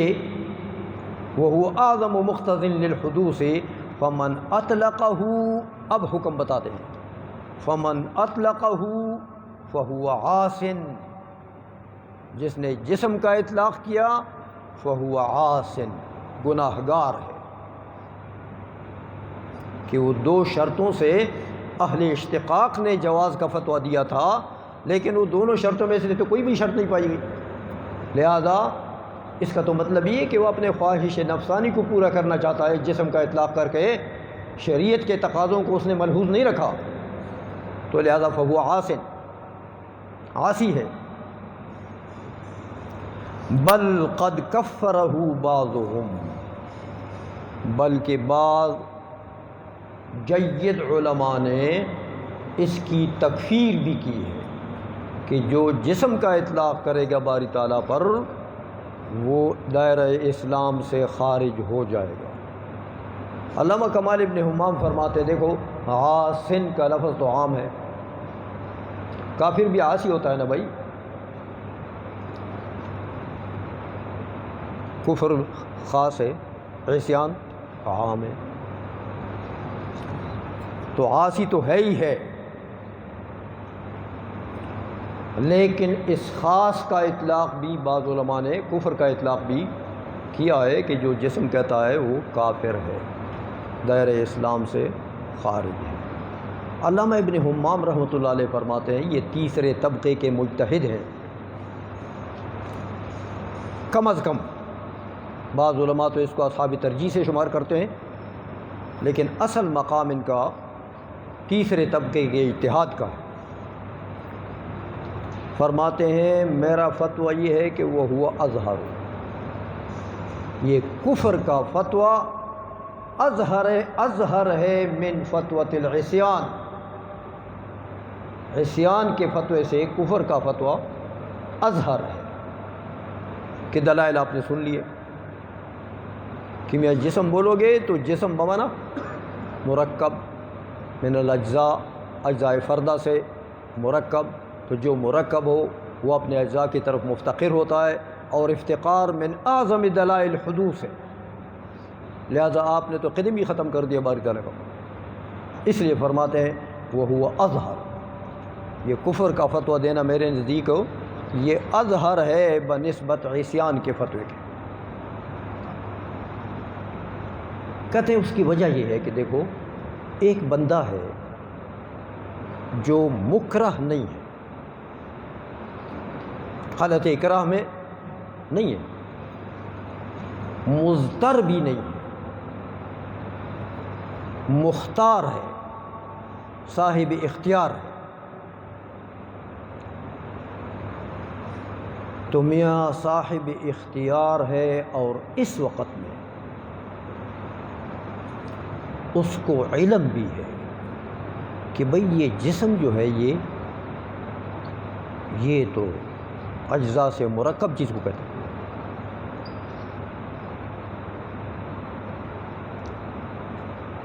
اور میاں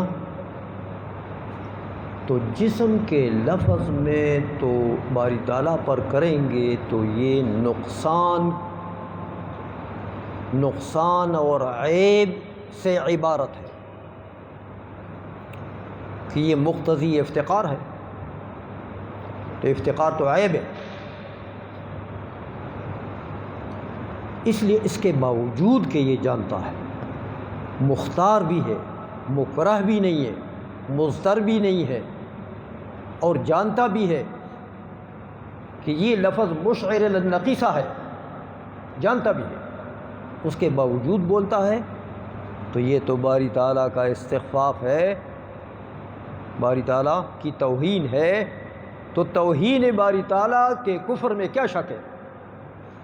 جو باری تعالیٰ کی توہین کرتا ہے اس کے کفر میں کیا شک ہو سکتا ہے؟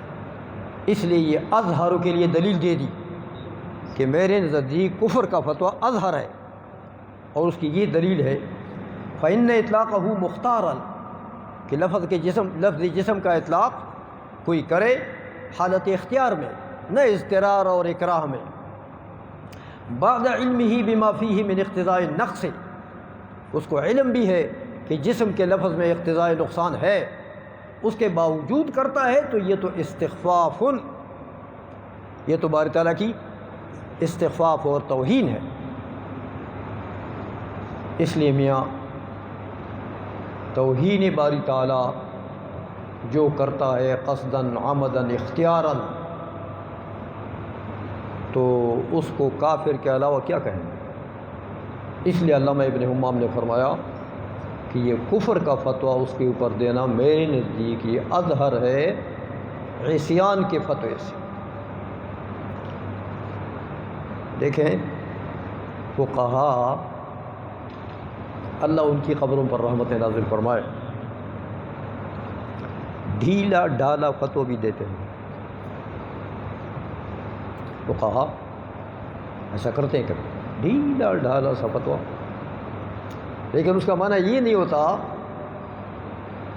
کہ اس کو حقائق کا علم نہیں. حقائق کا علم ہوتا ہے، لیکن رحم دلی کا کیا کہنا. مخلوق خدا کے اوپر ان فقہا کو، ان علماء کو جو رحم ہے، شاید ہی کوئی بڑی شفیق امہ کو بھی اتنی ہو. اس لیے اس اپنی شفقت اور اپنی وہ بتقاضائے رحم لوگوں کو، مسلمانوں کو گویا کہ شدت نہیں کرتے ان کے اوپر، بلکہ ڈھیلا ڈالا فتویٰ دے دیتے ہیں کہ شاید اسی سے کام بن جائے، تو بتائے ہو جائے. عصیان تو ہے نا، تو عصیان سے بھی تو توبہ کرنا چاہیے، شاید اسی سے کام بن جائے، تو بتائے ہو جائے، بات ختم ہو گئی. لیکن بعض علماء وہ ڈھیلا ڈھالا فتویٰ نہیں دیتے، حقائق پر مبنی، دلائل پر مبنی فتوے دیتے ہیں. جو محققین علماء ہوتے ہیں جیسے ابن حمام، ان کے مد نظر حقائق ہوتے ہیں. یہ نہیں ہے کہ ان کو مخلوق خدا پر رحم نہیں ہے، ان کو بھی رحم ہے، لیکن اللہ کے قانون کا بھی تو پاس رکھنا چاہیے. رحم ہے مخلوق پر بھی، تو بعضوں پر یہ جہت غالب ہوتی ہے، بعضوں پر وہ جہت غالب ہوتی ہے. اس لیے فقہا کے فتاووں میں آپ کو دونوں قسم کے فتوے ملیں گے، لیکن کسی کی بنیاد یہ ہے تو کسی کی بنیاد وہ ہے. دونوں ٹھیک ہے اپنی جگہ پر، کیونکہ دونوں کی نیت اصلاح کی ہے، افساد کی نہیں ہے. کسی کو دین سے متنفر کرنے کی نیت نہیں ہے، بلکہ مسلمان بنانے کی نیت ہے کہ توبہ طائب ہو جائے، مسلمان ہو جائے. اس لیے آگے فرما دیا کہ یہ تو اس ولما ثبت انتفاع الجسمیت ثبت انتفاع اللوازمها، جب جسم منتفی ہو گیا کہ باری تعالیٰ کے اوپر جسم کا اطلاق نہیں ہونا چاہیے، باری تعالیٰ جسم نہیں ہے، یہ منتفی ہو تو جسم کے لوازم کا انتفاع خدا گیا. جو میں نے ابھی عرض کیا کہ ملزوم اگر مساوی ہو لوازم کے، لوازم اور ملزوم کے درمیان میں نسبت تساوی کی ہو تو ملزوم کے انتفاع سے بھی استدلال کیا جا سکتا ہے لوازم کے انتفاع پر. یہاں ایسا ہی ہے، اس لیے فرمایا ولما ثبت انتفاع الجسمیت ثبت انتفاع لوازمها فليس سبحانه بذی لون. اب وہ جسمیت کے لوازم کی بات کرتے ہیں. جسم کو لازم ہے، عارض ہے لون، عوارض میں سے جو جسم ہے لون اس کو عارض ہو جاتا ہے. جیسے یہ آپ کے کپڑے ہیں یا ہماری شکلیں ہیں، کوئی کالا ہے تو کوئی چٹا ہے تو کوئی زرد ہے تو کوئی، تو اسی طرح ہمارے بال ہیں، کسی کی داڑھی سفید ہے تو کسی کی داڑھی کالی ہے، تو کسی نے سرخ رنگ لگایا ہوا ہے. کالا رنگ لگانا حرام ہے، سرخ کی خیر. تو یہ الوان جو ہیں یہ عوارض ہیں جسم کے. باری تعالیٰ جب جسمیت سے منزہ ہے تو الوان سے بھی منزہ ہے، رنگوں سے بھی منزہ ہے. اسی لیے فرمایا فلیس سبحانہ بذی لون ولا ذی رائحۃ. ہاں باری تعالیٰ خوشبودار یا بدبودار بھی نہیں ہے. رائحہ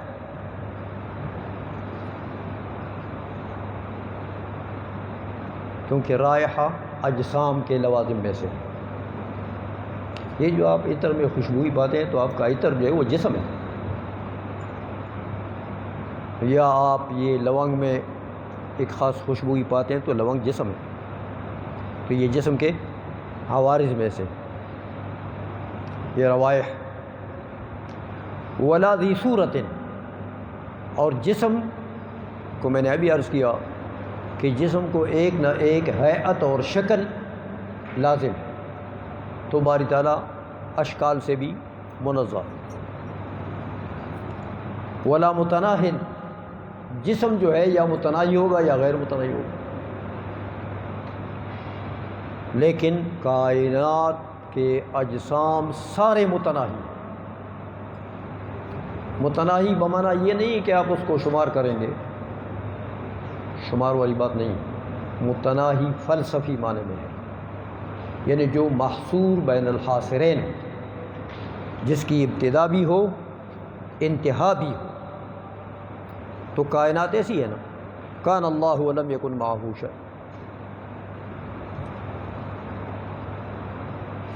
تو پھر حضرت جابر کو کیا فرمایا کہ یا جابر ان اللہ خلق قبل الاشیاء نور نبی کا، تو ابتدا ہو گئی نا، حضور کے نور سے مخلوق کی ابتدا ہو گئی، ورنہ اس سے پہلے کان اللہ ولم یکن معہ شیء، تو مخلوق کی ابتدا بھی ہے۔ حضور کے نور کی تخلیق مخلوق کے تخلیق کی ابتدا ہے، انتہا بھی ہے۔ انتہا کو علماء مختلف الفاظ میں بیان کرتے ہیں، اعلیٰ حضرت نے تو جنتیوں کا جنت میں داخل ہونا اور دوزخیوں کا دوزخ میں داخل ہونا اس کو انتہا قرار دیا، لیکن اس دنیا کی انتہا بھی ہے، یوم تشقق السماء والارض، پاش پاش ہو جائیں گے یہ سارے۔ تو جو محصور بین الحاصرین ہو، جو ابتدا بھی رکھتا ہو انتہا بھی رکھتا ہو، اس کو کہتے ہیں متناہی۔ تو باری تعالیٰ کے لیے ابھی آپ نے پڑھا کہ لا اول لہ ولا آخر لہ، قدیم ہے، اس کا نہ اول ہے نہ آخر ہے، لہذا اس کو متناہی نہیں کہہ سکتے، اس کے علم کو بھی متناہی نہیں کہہ سکتے، اس کی قدرت کو بھی، اس کی صفات کو بھی متناہی نہیں کہہ سکتے۔ اس لیے ولا متناہی ولا حال فی شیء ولا محل لہ، نہ باری تعالیٰ کی ذات کے لیے کوئی محل ہے کہ وہ اس میں حلول کرے۔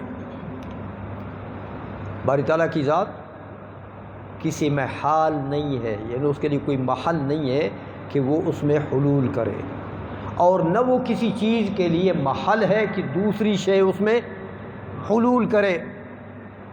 باری تعالیٰ کی ذات نہ حال ہے نہ محل ہے۔ یہ ہیں لوازم جسمیت، اور ان تمام جب جسمیت کی نفی آ گئی، جسمیت کی نفی ثابت ہو گئی، تو ان لوازم کی بھی نفی کہ یہ لوازم متساویہ للجسم ہے، لہذا ملزوم متساوی کی نفی سے لوازم متساویہ کی نفی ہو جاتی ہے، لہذا لوازم بھی باری تعالی جسمیت کے لوازم سے بھی مبرہ ہے، منزہ ہے۔ ٹائم ہے اور نہیں ہے؟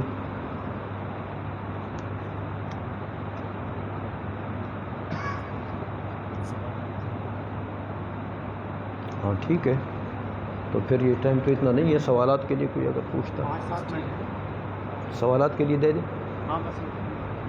ادھر رکھ، ہاں ٹھیک ہے چلیں۔ جو حضرات جس کو کوئی کسی مسئلے میں شک ہو تو وہ پوچھ سکتے ہیں، کہیں کسی مقام کو نہیں سمجھا ہو۔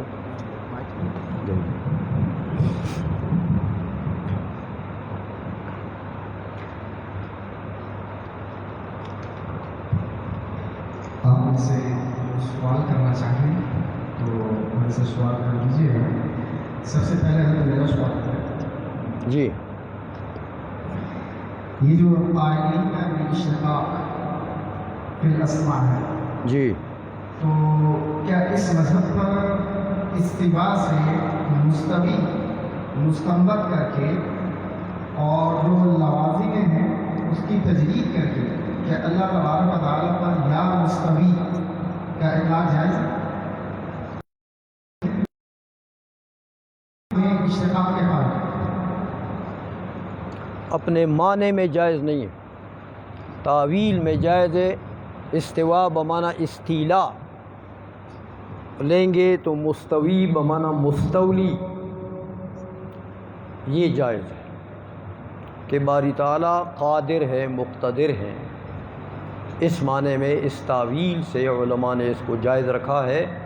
اس تعویل کے بغیر اپنے مستوی کا لفظ جو ہے وہ اپنے معنی میں جائز نہیں ہے، کہ اس سے استوا جو ہے یہ بین شیئین ہوتا ہے۔ استوا ایک نسبت ہے بین شیئین، تو استوا اپنے مفہوم میں اور اپنے تحقق میں دونوں میں طرفین کا محتاج ہے، اس لیے اس میں اپنے معنی میں اگر لیں گے تو اس میں افتقار ہے۔ تو افتقار تو ابھی آپ نے پڑھا کہ وہ تو حدوث کے دلائل قویہ میں سے، اس لیے علماء نے، اور وہ بھی بڑی مجبوری سے آپ نے پڑھا ہے یہ سارا کچھ ہو، کہ اصل میں جو متشابہات ہیں قرآن عظیم کی جو آیات ہیں، جس طرح یہ آیت ہے، ان متشابہات سے بعض معتزلہ اور بعض خوارج اور بعض جبریہ قدریہ وغیرہ گمراہ فرقوں نے اپنے عقائد باطلہ کو ثابت کرنے کے لیے استدلالات کی۔ اسی لیے متکلمین کے متقدمین متکلفین کے ایک موقف ہے اور ایک متاخرین کا ہے۔ متقدمین فرماتے ہیں کہ تعویل جائز نہیں ہے، لہذا جتنے متشابہات ہیں ان کا علم تسلیم الی اللہ کرو، واللہ اعلم بمرادہ، بس باقی کچھ نہ کہو۔ یہ تو متقدمین کے زمانے میں بات یہی تھی، ٹھیک تھا، اس وقت کوئی اشکال نہیں تھا، کوئی اعتراض نہیں تھا۔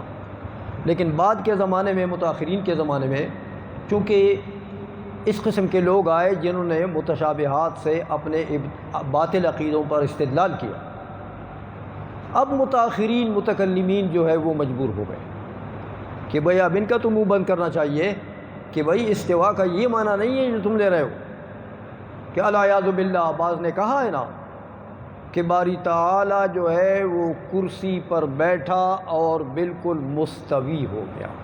استوا علی الکرسی یعنی جلوس علی الکرسی، اور کرسی پر استوا کا معنی یہ ہے کہ بالکل فٹ آ گیا۔ یہ دلالت نہیں ہے تو اور کیا ہے؟ باری تعالیٰ کے لیے مکان ثابت کر دیا، جہات ثابت کر دیے۔ اس لیے متاخرین متکلمین نے پھر تعویل کی اجازت دے دی، تفسیر کی نہیں، تعویل کی اجازت دے دی کہ استوا بمعنی استیلا، تسلط، اقتدار کے معنی میں کر کے تو کر سکتے ہیں۔ دوسرا سوال یہ ہے کہ ہمارے عاجم میں اللہ تبارک و تعالیٰ پر خدا کا اطلاق کیا جاتا ہے، کیا یہ دوسرے مذہب پر ہے؟ توقیفی ہمارے یہاں تو اجماع امت کہہ کر ثابت کرنے کی کوشش کرتے ہیں، لیکن یہ اجماع عاجم ہوگا، کیونکہ عربی نہ تو خدا نہ خدایا کا لفظ استعمال کرتے ہیں، یہ ہم عجمی استعمال کرتے ہیں، اور عجمیوں کا استعمال کرنا تو یہ اجماع امت نہیں ہے۔ لیکن لفظ خدا یا خدایا یہ اس دوسرے مذہب پر کو لیتے ہوئے ہم کہہ سکتے ہیں کہ اس دوسرے مذہب پر جو ہے یہ جائز ہے، قائم بذاتی ہی سے لے کر۔ جی ہاں، یہ اصل میں بات یہ ہے، جیسے آپ نے فرمایا کہ چونکہ فارسی لفظ ہے خدا، کچھ علماء اس کا ترجمہ کرتے ہیں کہ خدا کا معنی خود آ، یعنی موجود بذات، خدا کا معنی موجود بذات۔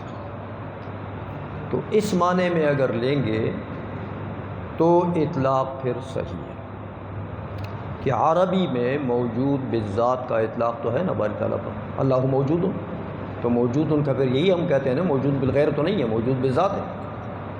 تو جب اس کا مرادف واقع ہے، عربی زبان میں ہمیں اس کا ہم معنی لفظ ملتا ہے، تو ایک یہ بھی قول ہے کہ اگر ایک مرادف کا اطلاق ہو اور اس کا دوسرا مرادف ایسا ہو جس سے کوئی نقص موہم نقص نہ ہو وہ بلکہ موجب تعظیم ہو تو اس کا اطلاق بھی جائز ہے۔ تو اس معنی میں گویا کہ چونکہ اس کا ایک مرادف جو موجود ان کا لفظ ہے وہ باری تعالیٰ پر اس کا اطلاق ہوتا ہے، لہذا عجمی لوگ اگر خدا کہیں بمعنی مستقل بذات، وجود مستقل کے ساتھ موجود، تو اس معنی میں اس کا اطلاق پھر جائز ہے۔ لیکن یہ جائز دوسرے مذہب میں یہ ہوگا، توقیفی والوں کے یہاں یہ جائز ہے؟ توقیفی والوں کے لیے تو جائز نہیں ہے۔ توقیفی والے تو میاں بڑے سخت ہیں اس معاملے میں، وہ تو کہتے ہیں کہ قرآن و حدیث میں جو لفظ آیا ہے صرف آپ اس لفظ کا اطلاق کر سکتے ہیں، نہ اس کے مبدأ سے مشتق کا اطلاق کر سکتے ہیں، نہ آپ اس کی کسی مرادف کا اطلاق کر سکتے ہیں۔ وہ تو اس معاملے میں بڑے شدید ہیں، اس لیے ان کے نزدیک صحیح نہیں ہوگا۔ لیکن یہ دوسرا مذہب جو جس میں تھوڑا سا ارخاء عنان ہے کہ بھئی اس کا مرادف بھی ہو عربی میں، قرآن و حدیث میں موجود ہو، اور وہ لفظ اگر موہم نقص نہ ہو تو پھر اس کا اطلاق جائز ہے۔ اس معنی سے اس طریقے سے اس کا جواز ہے بہرحال۔ اسی لیے عام مسلمان چونکہ یہی لفظ بولتے ہیں، عام مسلمان ہم لوگ خود خدا بولتے ہیں، خدا حافظ، خدا کرے گا، اللہ کرے، خدا کرے، تو یہ ہم گویا کہ اس معنی میں لیتے ہیں، تو اس لیے اس معنی میں یہ جائز ہے۔ اور پھر جواز کا فتویٰ جو ہے میرے نزدیک یہ ارجح ہے، اس لیے کہ عام مسلمانوں کو معاصی سے بچانا یہ ایک حکم شرعی، اس پر عمل کرنا چاہیے۔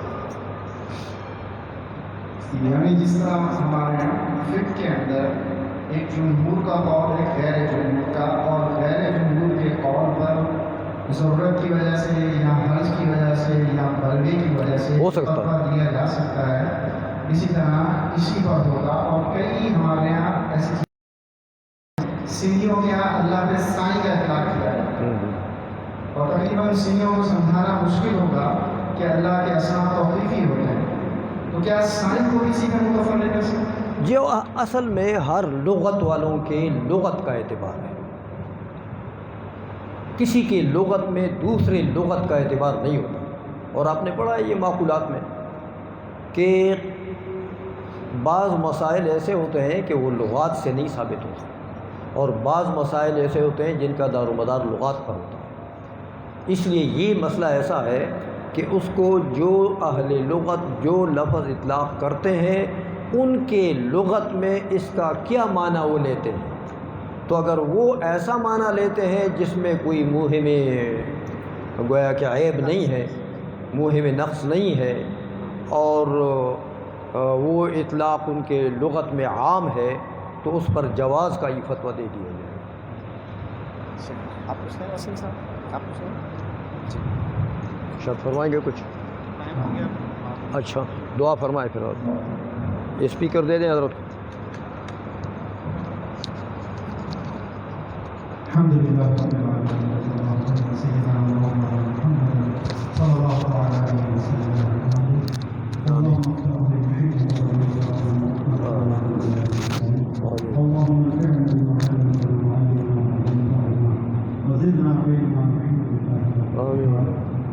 اللهم